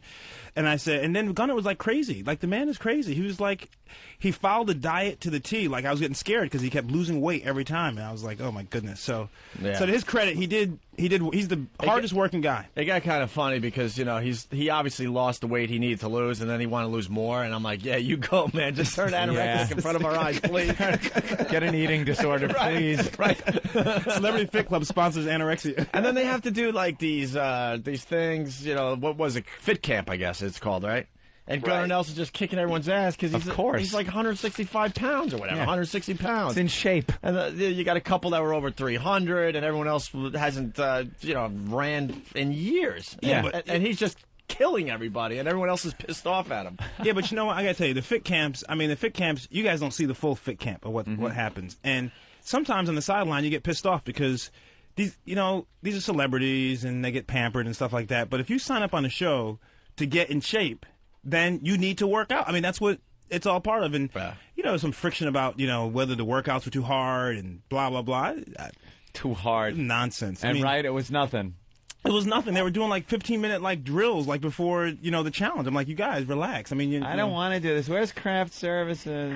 Well, you had a whole bunch of people that were running the spectrum as far as their attitudes and what they were really there for. I mean, Kelly LeBrock was awesome. I mean, truly awesome and driven and stuff. And then you had, people on the other end of the spectrum, which were like, you wondered why they were even there in the first place, seriously. And it was every single week. I know why they were there. They just wanted FaceTime. They wanted exposure. Did you say Kelly LeBrock? I was shocked at how Kelly LeBrock had let herself go. Weird Science, Kelly LeBrock? Yeah, dude. Really? Probably one of the hottest. She was still hot when she was fat. She was still hot. I went on the radio and said, no. Definitely. I said no. yes. You know why? Because maybe if she was walking down the street and you saw her and went, wow, okay, for a chubby girl, that she's pretty hot. She was iconic as the hot chick of the 80s when she comes out of that bathroom door in the bikini briefs and the little half shirt.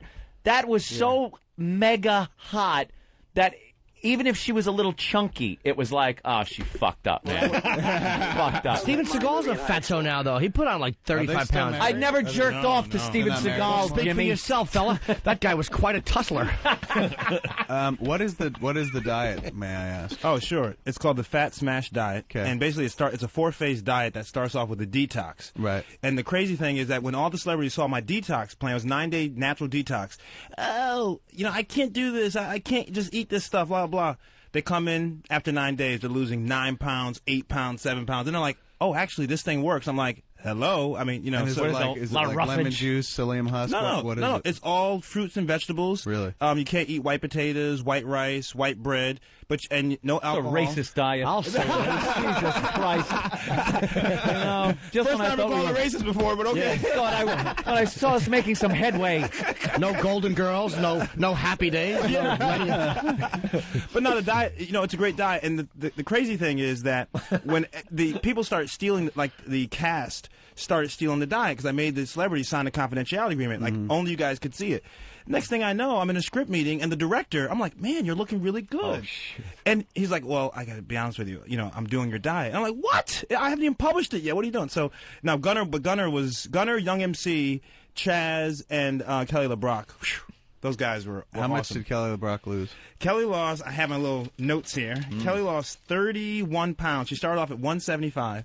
She's now down to 144 and lost 8% body fat. Wow. She was 175? Yeah. She was a big. That's why when she first came on the show, she was How tall is she? 9'3"? How did she get so fat? Tall girl. She said on the show she was sick of being a sex symbol and just was like, But you know what the that funny was her excuse. They all have these cute excuses why they're stuff in their Like face. it was a conscious decision to just blow up, look I'm like so dog sick. shit. Everyone's looking at me like a sex symbol. I'm going to just no live one beat my life the Snapple, and do whatever I want. Snapple lady's excuse. But I love What Kelly. was her but excuse? Her excuse this is was great, Kevin. she. This is Wendy, the Snapple lady? Yeah, she was growing up as not even growing up. She was a baby still. Right. And her parents had another kid. Decide to have another kid. And so from that day she forward, started eating. She just wanted to eat. Yeah. That's her excuse for being as big as she is. Yeah. And by the way, Celebrity Fit Club blew it. They should bring Wendy Snapple back every year. Everybody says that. When she's crying, so we could just openly laugh at her. When she's crying about not getting the attention from her parents, I love that shit. Wendy's awesome. But let me tell you about Kelly. Kelly kept saying, I blew up basically and stopped. I didn't want to be a sex symbol anymore. And then every Mission weigh-in, accomplished. but every weigh-in that she came in losing 5-6 pounds, she wore tighter dresses. Cleavage started coming up, and I was like, you guys, I told the producers, let's do a montage of her saying, I don't want to look sexy anymore, and then show her in all these things, boom, boom, boom, but they didn't go for it, but that would have been Why didn't they go for it? That's great. Yeah, that's good TV right there. Can we put Gunner in sexy things then? Gunner? Well, just put me in Kelly's sexy things. That's fine with me. Gunner's got one of those. Make sure she's still in it. Yeah, Gunner and Nelson have one of the best Beavis and Butthead scenes ever. You remember that one, Gunner? No, which one was that? Come on, guys. Where you guys are playing, and they went, "Hey, who are these chicks?" These chicks are hot. These chicks are hot. That was the best. Hey, Gunner, the cast hated you, huh? No, actually, I got along pretty well with just about everybody except for Tempest. Tempest, she had an attitude, man. She did Tempest not from want the to be Cosby there. Show, yeah. I'm not saying a word. I got in trouble already for saying something on radio about her. I got all these hate emails that... All right, don't say it. Don't say it on this show, but tell us what you said on the other show. Look, all I'm saying is I feel sorry for Tempest. I think it just makes her life a whole lot harder on herself than it needs to be. She didn't realize what she got herself into, it looks like. Didn't want to work that hard? Was that it? Did she lose weight? Yeah, she lost. She lost. Tempest lost 19 pounds. I mean, you know, guys, it really wasn't all just about losing the weight thing. It wasn't supposed to be. It was really supposed to be about your body's a reflection of what's going on inside. She came across like a bitch on that show. I got to say it. Dr. Ian Smith's not going to comment. I'm gonna slowly do a little something, because I don't send me any hate emails saying I'm not a black anymore because I'm criticizing the black. Please, I don't want to. That's what you have to deal with. Really? Oh, it's nonsense. Ian, what the heck does that have to do with anything? Gunnar, when you and I were on Wendy Williams, the emails I got after that show were like, basically, I lost my black card. It's like, are you crazy? Oh, because I can't criticize someone. Does that mean there's a black card up for grabs? 'Cause I would like one. I'll take that. I got one years ago from Chris Darden. Where's that guy? Anyway, let me just say this, and I'll shut up about Tempest. My issue with Tempest is, listen, everyone is a celebrity in their own right. Like, you're amongst peers. Like, no one's bigger than anyone else. I mean, Kelly LeBrock in her day, like you said, was iconic. Bruce Valanche has been, great these days. And here's like, they were all bigger than Ant, who acts like he's the biggest celebrity on the show. Who? Ant. Can I say it? Oh, but he's so flamboyant. I actually love the show, but I can't stand watching him host that show. I hate it. You could make the argument that Tempest Blood show might have been the most well known because that show was massive. Show was huge for so many years. Yeah. Which show? Cosby Show. You know Jimmy, No, right? You remember I remember the Cosby Show. I don't remember her. She was the Vanessa. middle. She was the middle girl the with middle the daughter. curly Or whatever. hair. Yeah. But anyway, she lost 19 pounds. Hey, Tempest, if you're listening or someone tells you, this is Dr. Ian. I love Tempest Bledsoe, but it's like, let's not have attitude. I mean, do what you got to do. I mean, it's a show about losing weight and getting your butt kicked. Yeah, she did it to Isn't that herself. what makes it like an entertaining TV for people to watch? Though they want to see somebody has to be the designated asshole. Yeah. Well, Jeff Conway was just he was Human train classic. wreck. Yeah. And then he comes back from rehab and he brings the Benadryl box to prove that he wasn't on drugs. He just happened to have Benadryl when they filmed him all fucked up. Are you freaking kidding me? I'm gonna set the record. I know, because he came after me. He came after me about that. Listen, Benadryl may cause drowsiness, but Benadryl does not cause what's called an ataxic gait, where you're walking around like you had 10 bottles of whiskey. I mean, the guy was falling asleep. He was slurring. He couldn't have a coherent conversation. He was a train wreck. He was harmful to people. That's why he had to go to rehab. I mean, Steve C., our own producer. Yeah, same thing. Wow. And he was trying to pass for being Benadryl, being affected by Benadryl to a doctor. Kevin, it made Can great. you believe that? It made for great TV because they kicked him off the show. He was such a mess. He comes back like 30 days later, or something like that, and everyone is like has tears in their eyes. Oh my God, he's taking care of his problems. This is pretty cool. And then he gets up there and goes after Ian, saying, "Look, it was Benadryl that day. I'm Right standing away. by that." And he comes at me, and I'm like, apparently a hickey from Kanicki is like 2 Benadryl. I saw Jeff about 5 days ago. Yeah. I hope he gets his stuff together because it's not together yet. I bet Benadryl sales went up. Totally. People go, Like, that really? gets me that fucked up. Benadryl gets you fucked Wow. up? Give me it. yeah, and I got another rash of emails from people. How could you, as a doctor, say that Benadryl doesn't do that? Hello? I mean, are you kidding me? Did you see him? I mean, his own doctor, Dr. Drew, said the guy has an addiction problem. I mean, then the emails. Dr. Ian Benadryl can do that. I've taken Benadryl. Yeah, Stop whatever. reading. Yeah, don't read the emails. Don't Yeah. read the message boards. We've all been through this. We've all been through this. We'll walk you through. The only time you read email is if it's from a girl and it has like a pic attachment. If she's fucking, that's it. JPEG, right? But I didn't see the final. I've seen every show. I didn't see the final one. I had to crash early last night. So Can I tell you what happened? yeah, I don't care. Okay. It's not like it's gonna be a huge surprise. Yeah, but okay. So the winner was Young MC. Okay. How much did he lose? 38 pounds. He went from 278 to 240, and then the next was Bizarre, the rapper, Eminem's crew.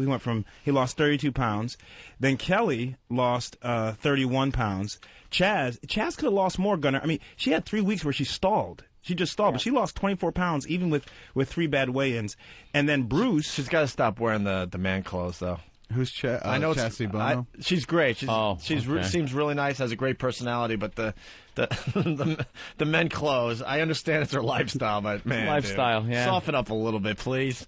Remember when Sonny and Cher used to bring her out as a little kid during the Sonny and Cher Variety Hour? And now she's good night, Chastity. She had little pigtails and waving. Well, on Celebrity Fit Club, she's wearing blazers.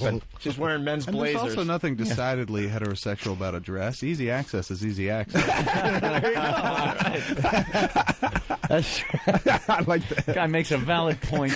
Very valid. Yeah. So anyway, so these guys did well. You know, Kelly's team won. Hey, what's her name end up gaining weight? Countess Vaughn. She gained 4 pounds. Wow, really? Somebody gained weight on? She's from the Parkers. She's a little. Don't thing. you know the Parkers? I got nasty emails about that. Dr. Ian, how could you be a black person and not watch the Parkers? It's a UPN show, about? isn't it? Wow. Was it I'm UPN serious. show? I was like, what? I have to watch every black show in America? Like, yeah. Anyway, she gained 4 pounds, and you know, that's funny, man. Well, I'm gonna stay. I'm not gonna say anything. Gunner, you say something. Gunner, why am I talking? Yeah, Gunner. Well, because we got 9 people talking at the same time. Oh, okay. I'll tell you what. She was full of it. This girl Countess made everything up about her whole side story. Oh, my life is so hard.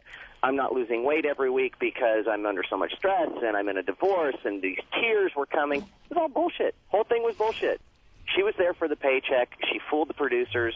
She said she wasn't going to follow the diet. She wasn't going to work out. She was going to collect her check every week. And that's it. And that's what she did. So she gained 4 pounds. But here's what I have to say. For all these people who were on the show, some people took took advantage of the situation. Some people just totally wasted it. And that was their choice to do. Look, someone came to me and said, I'm going to give you a good paycheck. I'm going to give you all the support, a nutritionist, a drill instructor, a really hot psychiatrist, and a fixed amount of time to get your life together. Who wouldn't take someone up on that? Yeah. Some people, funny enough, didn't. And Countess was one of those people. I couldn't understand it. See, that's why Gunner's a soldier. That's why he was the best, because he and Kelly were the best. And got Young, because they were very serious. Like, they wanted to leave the show after, it was only 100 days. And they wanted to leave the show looking much better, feeling much better, and look at him now. And they go back to their regular lives for 2 weeks, right? And you fly back out to L.A. every 2 weeks, Every it seems 2 like? weeks. Yeah. Seems like? Yeah, that's right. I mean, I actually live in Nashville, so I was doing the commute and stuff. But, you know, Ian, I also, your diet really did work for me because, guys, I had a third less time than everybody else. I was replacing Jeff. Yeah, that's right. He only did it in 60 days. Where do we find this diet? It's on fatsmashdiet.com or amazon.com. Fatsmashdiet.com. It's a book. Do you have copies? I just came from South Carolina. I just told Roland I wish I had. I'll send you guys some. I'd love a copy. I need to lose it. How much you need? He's lost a lot of weight, actually. I want to lose probably 15 pounds. That's it? Yeah. Oh, that's easy. Oh, well, I think you look at me and go, hey, fatso, lose 40. No. Thanks, Doc. No, 15. What's the easiest way to lose 10, 15 pounds? I'll tell you Quick what, tip. you got to start eating. Yes. You got to start Yeah, eating. eat a bunch of meals a day, right? Small meals, multiple meals, like 4 or 5. Seriously, like people think starvation helps. Starvation just slows your metabolism down. You just end up gaining weight. So It's completely counterintuitive. When he told me, "Hey, look, you know, you got to turn up the wick," what I was doing, I was working on the show and working on music. At the end of the day, I went, "Wow, you know, I'm really hungry," and I would gorge on one meal and then go to sleep on that. And I was putting on weight like crazy. And when someone says every 2 hours you got to be eating, I was eating. I mean, Ian said like 4 meals a day. I was eating like 7 or 8. Wonderful. Every 2 hours I was eating. And my God, man, every week it was like, wow, I just lost 4 pounds. But you got to eat healthy, though, right? Like, you know, I went to McDonald's last night for the first time in months. Honest to God, because I wanted to fart in studio, and it didn't work. I had 2 cheeseburgers. I was just suicidal. I'm like, my mouth is dry. I'm like, why did I do this to myself? When are we doing the fart off this week? Probably, yeah. I just wanted to give you a little sample, but I just couldn't do it. I don't understand why we're not on this list. I'm not with great topics participating. like this. All right, so I have to eat more? Yeah, in 2 months, you will lose 15 pounds. That's my commitment to you. Yeah. I'm going to work with you. Seriously. I just did, last year, I did, during the summer, I went on OptiFast. You know, it's like a liquid diet kind of thing. It's 800 calories a day, and I lost 70 pounds over 3 months, 3.5 months. Yeah, you lost a lot of weight. But that's you got to give up solids for a while. But the re-entry is difficult. That's my problem right there, is that these programs where it's like liquid diets, well, okay, when you're done, then what? Yeah, what are you going to do? You got to have to slowly bring food back in. And the moment you start eating again, you're putting on pounds, but it's not all of it. You just got to kind of figure That's it why out. my program is like this 4-phase where we do a detox, then you can eat pizza and stuff on my diet, but you work up to that. Like you just don't kind of go crazy after the detox. So. Right. No, And it's also my like thing had to be easy because I'm touring all the time. I'm all over the country. I'm airports and bad hours and all that kind of stuff, and it had to work. And the liquid diet thing obviously would work, but it totally changes your lifestyle. This thing, I just fit it into my lifestyle, and it worked fine. I find it harder to work out on the road. I don't know. I like the gym and like where I live. Like I go to the road, and they have these shitty fitness rooms. That's just depressing. Everything's They're stupid. dirty. They're like 50-year-old ladies, like that's their workout. So like old, like Universal sets. You know, when I grew up as a kid, I mean, people don't use that stuff anymore. It's a waste. They say we have a fitness club. I'm like, yeah, right. Yeah. He's worried about dirty workout equipment. Yes, he goes to Brazil and fucks hookers without any contraception. that was one incident. Yeah, why Twice. don't you tell Dr. Ian Smith about your diet there, Jimmy? Yeah, tell your me. late night diet. Occasionally, I've dabbled with. I was in Brazil. I love Brazil. Me too. You Copacabana? Ooh, wait. Yeah, it's fantastic. You go to the little houses. What's the word for them? There's a word for the whorehouse. What? Whorehouse? No, not brothel. no. Brothel? Not brothel. No, it's a Brazilian. It's a Brazilian word. I know what you're saying too. I didn't. For the record, I didn't frequent them. No. For the record, and let me state. But there was one called the Monte Carlo, which I would go to with Patrice and a couple other guys. He might help you with the calories of what you were eating. Sex is a great. Let me tell you, one of the best workouts is sex. Well. I'm not kidding you. Like one of the best way to. Not the way I do it. It's like doing one push-up and falling asleep. But can I tell you something? When I went to Rio, right, we went to this place, and we thought we were at a nice little restaurant, right? And all of a sudden, I said to my guys, we just landed. I'm like, oh, my goodness, these are the hottest babes in the world, right? And they're giving us the eye. So we're like, whoo-wee, Americans, coming up. They were hookers. Of course. Yeah. They were Not only completely were they working. hookers, they were probably tranny hookers, man. Those Brazilians got those she-males that are fucking to die for. I was obsessed with. Honestly, I didn't want a tranny. I was like so. But they're I saw so so many chicks. I'm like, attractive. that's a tranny, and they're like, no, it's not. I'm like, it's a fucking tranny, and I wouldn't touch half the chicks down there for that reason. Yeah, if you look at she-male porn on the web, which I do quite often apparently, because I can give you the distinction. You certainly can. Brazilian she-male sites have chicks that guys that absolutely fucking look like girls. Big Joey Silvera fan, are you? I don't know who's that. Okay, good cover. Jimmy will tell you. When No guy should die before they go to Rio. I'm telling you, no guy. I've spent 3 trips. I can't go back. I'm afraid because there's so much crime down there. It's a very dangerous area. I mean, the drug lords really do run the whole city from the projects. Yeah. So it's very frightening to be there. Favelas, that's what they're called. Favelas, right. But the little whorehouses are called something. If Patrice is listening right now, he's screaming at his radio. I cannot remember what they're called, but it's just too dangerous to go back. What was the diet you were talking about? What was he eating? Well, it's up to Jimmy if he wants to tell. Oh, he's just there was and one. He can help you out with how many calories that might be. There was one girl in the whorehouse who I did have sex with 2 days in a row, and I had a condom, but it remained in my wallet, and I kind of went. Went unprotected twice with the same Brazilian hooker. It can't happen to me. That's why I did it. No, seriously. Like, I'm, Jesus. No, I got to ask a serious question. It was a diet called "I Dare You, God." That doesn't scare you? Like, I would be. No. I couldn't get up. If I'm in that situation, literally, I'd be so scared that I couldn't get up. Like, I wouldn't be able to do it. I don't think. Well, especially it's a foreign country with a hooker. But it was because she kept going, "You special, you special." And I'm like, all right, I'm special. Tell him about the log. That's what I was. There's got to be some kind of oral thing going on here because he keeps hinting at calories. What? All right. Well. Oh, come on, dude. She crapped in your mouth, sir. Is that what he's No, I would never. No, not in a And you were foreign wondering country. how many That's calories? disgusting. Not in a foreign country. I don't know what they're eating in Brazil. All right, there you go. Jimmy's on a liquid diet sometimes. Sometimes he's It's not a big deal. liquid. I've had some golden shower. You know, who hasn't? Where he's had to put down the plastic on the floor of the bathroom. Yeah. You ever see Lethal Weapon 2? Yeah. When the guy gets shot in the office, that's kind of what my bathroom looks like during sex. Lovely. I'm an enchanting individual. But again, I want to lose 15 pounds. I'm tired of paying for it, and I want to lose 15 And pounds. apparently drinking piss isn't working, so he's looking for something that else. will never change. That's actually just, show me who's boss. You are. I got you. There was an article I read online yesterday, most disturbing article I've ever read in the newspaper about this dude who was arrested in Ohio for They still can't figure out what the exact charge is. But I guess he was. A parent saw him. A parent was in the bathroom with their kid, and they saw this dude kind of leering at their kid. So they alerted the cops. Cops arrested the dude. And in the interrogation process of talking to this guy, who I guess wasn't a suspect, they just kind of brought him in for questioning. He started talking about how into drinking children's urine he is, little boys' urine, and he has this elaborate system where he'll go into a public bathroom, turn the plumbing off, stick a cup of some sort in both the urinal and the toilet, wait till kids use it, and then leave, collect it, and drink it. And his quote was, you can find it online, you can Google it. The quote was, I feel like I'm drinking their youth. Oh, so it's kind of a vampire-like yeah, thing. first of all, that's not what I said. I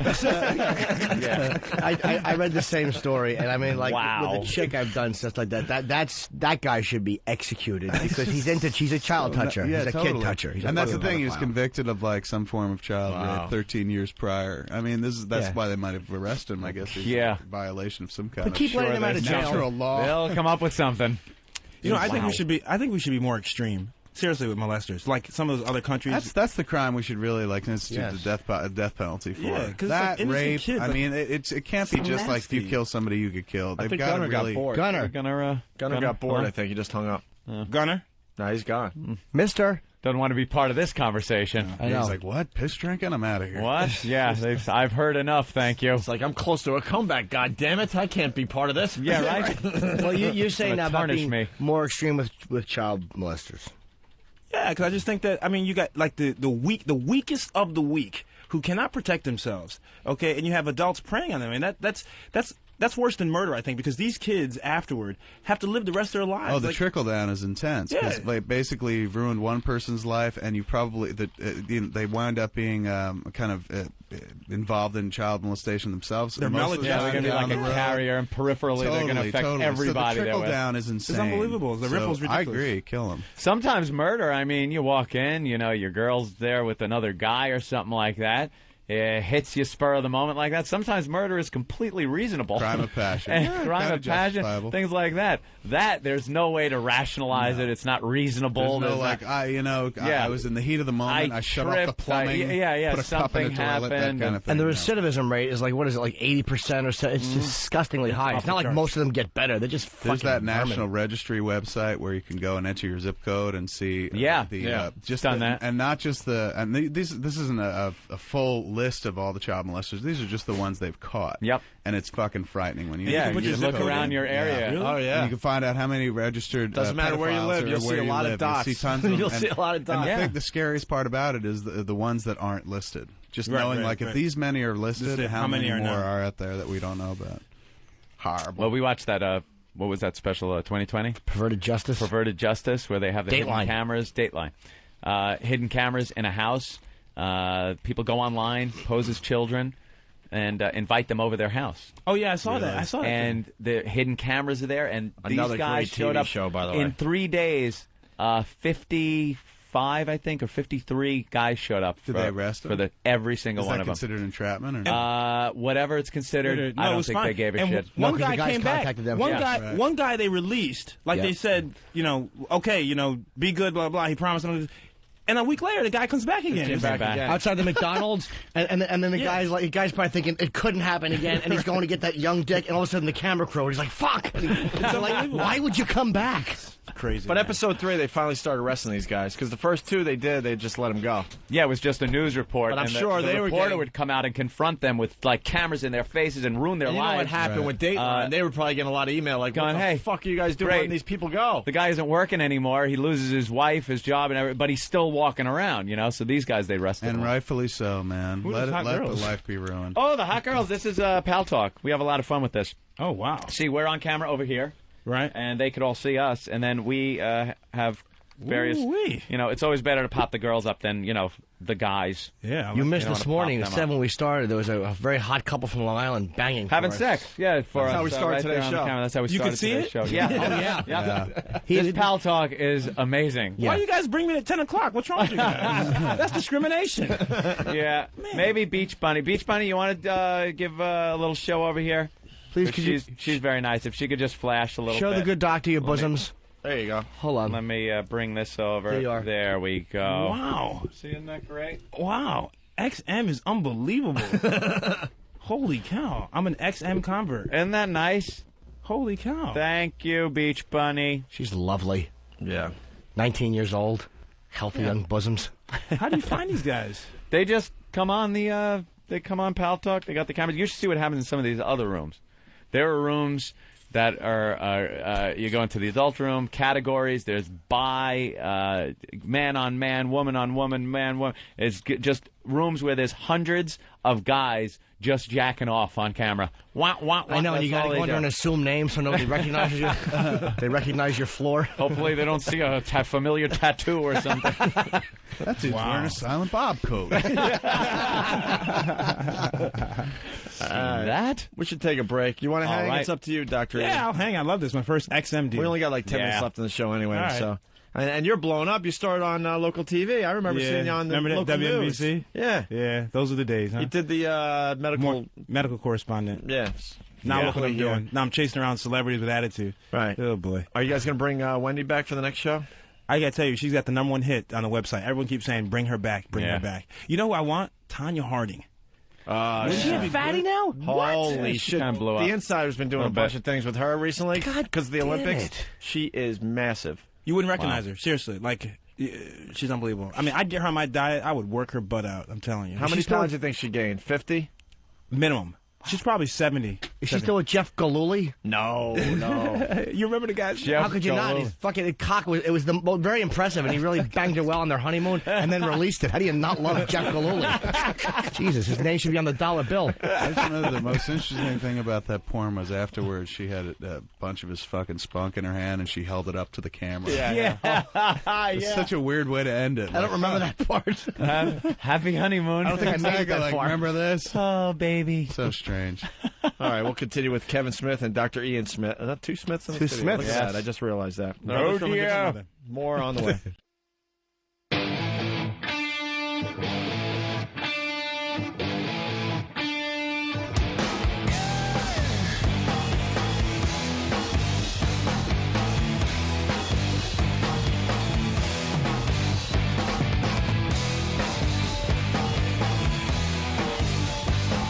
All right, we're back with Kevin Smith and Dr. Ian Smith from Celebrity Fit Club. Hey, what happens to these celebrities after the show?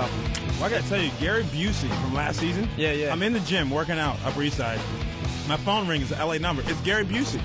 And the guy is like, won't get off the phone. I mean, I love Gary, but I'm like, dude, I'm working out. He starts like getting emotional. So I'm like, I move to the corner because I don't want to sound like, some wimp, like having this emotional conversation. And the guy looks great. He lost all that weight. He's kept it all off. And he now works for the Today Show. But he's a Tonight Show as a correspondent. He's a friggin' lunatic. Yeah, but see, let me tell you something. The difference between him and Jeff Conway, he's a good lunatic. Like, Yeah. Like Gary had all those accidents and he recovered and half his head was gone and he just, he just loved the world. Yeah, I would call him colorful. Yeah, okay. He doesn't mean any harm. He doesn't mean any harm. I met Gary Busey years ago. I was opening for Dice, and Gary Busey showed up, and I met him in the dressing room, and I wanted to meet him. He put his arm around me, and he told me the same joke 3 times. It tickled me. He's a fucking man's man, and he tickled me, and he hurt me, and I just kept laughing every time he told the same joke. I'm like, good one. That's Busey. That's Busey. I wish he was there when Jeff was doing his. Oh, yeah. Oh man. Because he said to me, Dr. Ian, if I was there, I would have snapped his sternum. That's his favorite move. I would have snapped his sternum. He's an old football player. So why didn't you guys keep Jeff Conway on there? Because that's the type of shit I love in my reality I know, TV. I know, Just keep it as real as possible. But the guy, in all honesty, the guy is dangerous. Like, the guy was, you saw him explode on Harvey. First of all, Harvey was going to jump over that table. Like, I physically had to restrain Harvey because he was going to. Harvey. Harvey. Who's Harvey? Harvey who? The drill sergeant. He's the drill He's the mean sergeant guy. on the Right on. I'm the nice guy. He's the mean guy. And then Right there's on. the sexy girl. But anyway, Harvey was going to kill him. And so it got to the point where he had threatened so many people on the show. He had got Harvey pissed off. I'm worried about Harvey. They couldn't do it. I just wish they would play it out. Like the Bonaducci show, they played it out. It was kind of cool.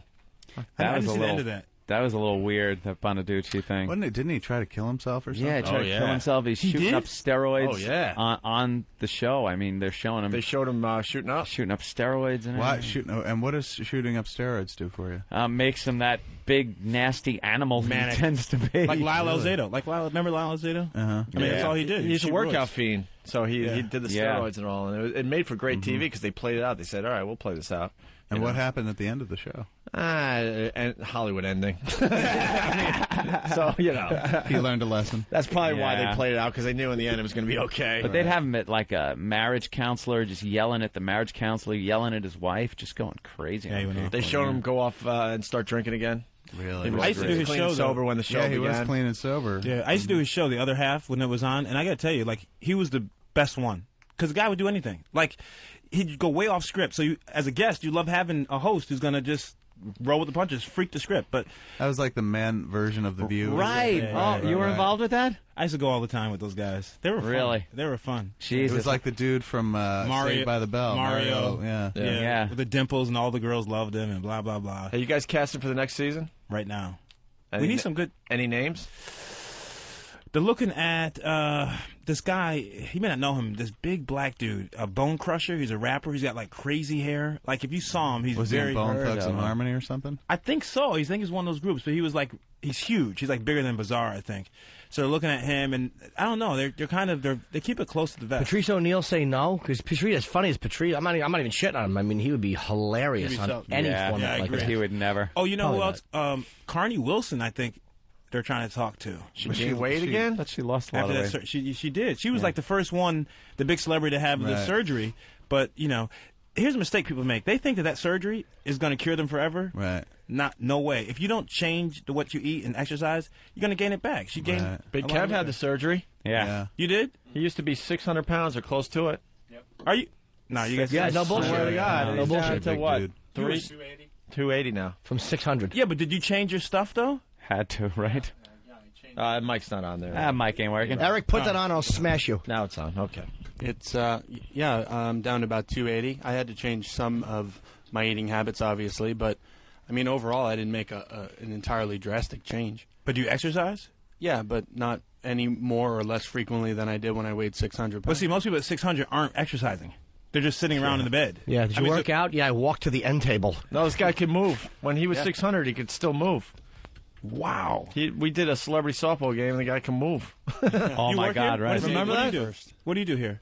Whatever I'm told. He hangs out. He's your guy. Guest fine guests like Kevin Smith. He just had the surgery where he had the skin removed, the excess skin. Did you? I didn't know that part. Really? He What lost is that another leg. called?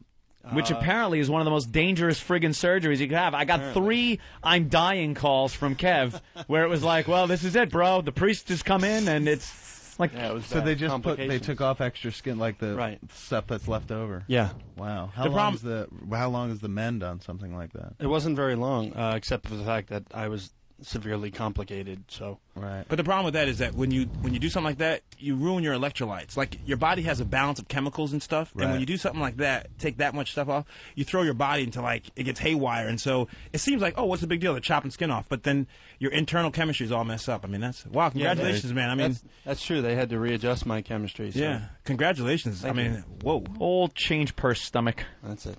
Yeah. I mean, people on my diet. I mean, I'm trying to help people before they get to your point. I mean, obviously, you need at 600 pounds, you probably had some medical complications too, like diabetes or high blood Nope, pressure. I had nothing. Nothing. I didn't even have sore joints or anything. What led you to the surgery then? Because I knew that, I was entering my 30s or in my 30s, and I knew that eventually it was going to catch up with me, so I had to do something about it. So it was more preventative than anything Right. else. And I was diagnosed with certain intestinal problems, and so this was a good solution for a lot of things. I remember the first time I went to get my throat checked because I had tonsillitis, and the doctor used the term morbid obesity, and I was like, "What's that? Oh my God. What does that mean?" And he was just like, "Well, you're overweight to a dangerous, potentially dangerous place." Wow. Had no idea that term existed. And horrible when Jeez. somebody says morbid obesity. Obesity is bad enough, but when it's shot past unpleasant and landed on morbid. Right. It's like all that's left is creepy obese. Yeah. All right, let's go to the phones here. Jeff in Pennsylvania. Jeff? Hi, O&A. Hey. Little Jimmy. What's up, man? Kevin, love your movies. Thank you. Dr. Ian, I'm a trucker. I was in the military. I weighed 180. Now I'm like 290. And I was wondering if there's anything you can do, like for truckers specifically, that could help them, Yeah, I lose mean, some weight. Yeah, I had like 5 or 6 truckers email me who are doing well on the diet now. I mean, it's just that, I can't obviously explain the whole diet to you on air, but if you get the book, my email's on the back of the books. You can email me. I mean, I really try to help people. So it's the fatsmashdiet.com, fatsmashdiet.com, and I can definitely help you. I mean, you know, but you got to work. You know, the problem is people want to lose weight, but they're not ready to lose weight. Like Countess Vaughn from the show, she wasn't ready. She shouldn't have been there, you know? And instead, she's crying all the time. She wasn't ready. So, dude, if you're ready, I mean, get the book and email me. Yeah, I definitely want to get back, you know, when I was in the military and shape and everything, but I find it real hard driving 11 hours a day, and I'm just really tired. I got you, man. Seriously. Email me. All right, Jeff. Thank you. Let's say hi to John in Jersey. What kind of weird country has America become, man? Where it's like truckers used to call into radio shows and be like, I need a pocket plow. Yeah. I want a job on the road, and now they're like, how do I lose weight? No more men in this country. What do you got today, John? Hey, what's going on, boys? Kevin, I live over in Hazlet, not too far from where you used to. Right on, the Hazlet Multiplex. I used to go there all the time. When I first moved over here, man, I went into the store, because, you know, the clerk store, and I got to tell you, you were right, and the guy got wigged out of me, because I thought, being a tool at 32 years old with nothing to do and going to check out the clerk store. He just is like, the clerk store. You got to leave. Buy something or leave. Just get out. I got other things going on. And God, you know, I got to tell you, love the attention. That amazes me. Is the lot still empty in front? Over it. The lot, right across the street, still wide open. Still wide open. What is wrong with that area that hasn't been built on? Jesus Christ. I don't know. And real estate in that area is pretty inexpensive too. Yeah, like pretty darn inexpensive. Hey, by the way, you were right about Jersey Girl. In what way? You said last year when the boys interviewed you on the phone that, you know, a lot of people checked it out after a while. You know, it wasn't that bad, and, you know, it really was. I mean, it's a chick flick. Total it's kind chick of like a guilty pleasure, but it was actually a pretty good movie overall. Oh, I appreciate that, sir. Thank you. You did a great job in Clerks of framing those two establishments, because there's so much more to that building. Yeah, there's a lot more. And I absolutely thought it was just the convenience store and the video store. I got my first and second tattoo there, and then there was a place at the very end that used to be a series of rotating restaurants. Like a restaurant would come in, like a diner, you know, grill, and they would leave within a year. And then finally, this obedience school took it over. And I don't know, or a fighting school. We're not sure whether it's dog training or if it's like some kind of people like fighting training, because they have like a pit bull like drawing with a fucking mask on their sign out front. Yeah. But you never hear dogs, and it just looks like people learn some kind of fighting style. Could be either, yeah. Hey, we got 30 seconds left in the show. Damn it. We're on a master computer. They just shut us down after the show. So, Dr. Ian Smith, thanks from Celebrity Fit Club. Hey, guys, it's great. I got on DVR. I'm going to watch the final episode when I get home from this. So. Cool. Thanks. I love the show, so continued I love success. You guys. And Kevin Smith, what can we say? And Kevin, thanks so much for coming in. Oh, thanks for having me. I didn't gush, but I swear to you, you are huge to me. I'm a huge fan. Thanks for having me. Thank you, man. All right, Ron and Fez up next. Thanks, guys. That's it. I'm out of here.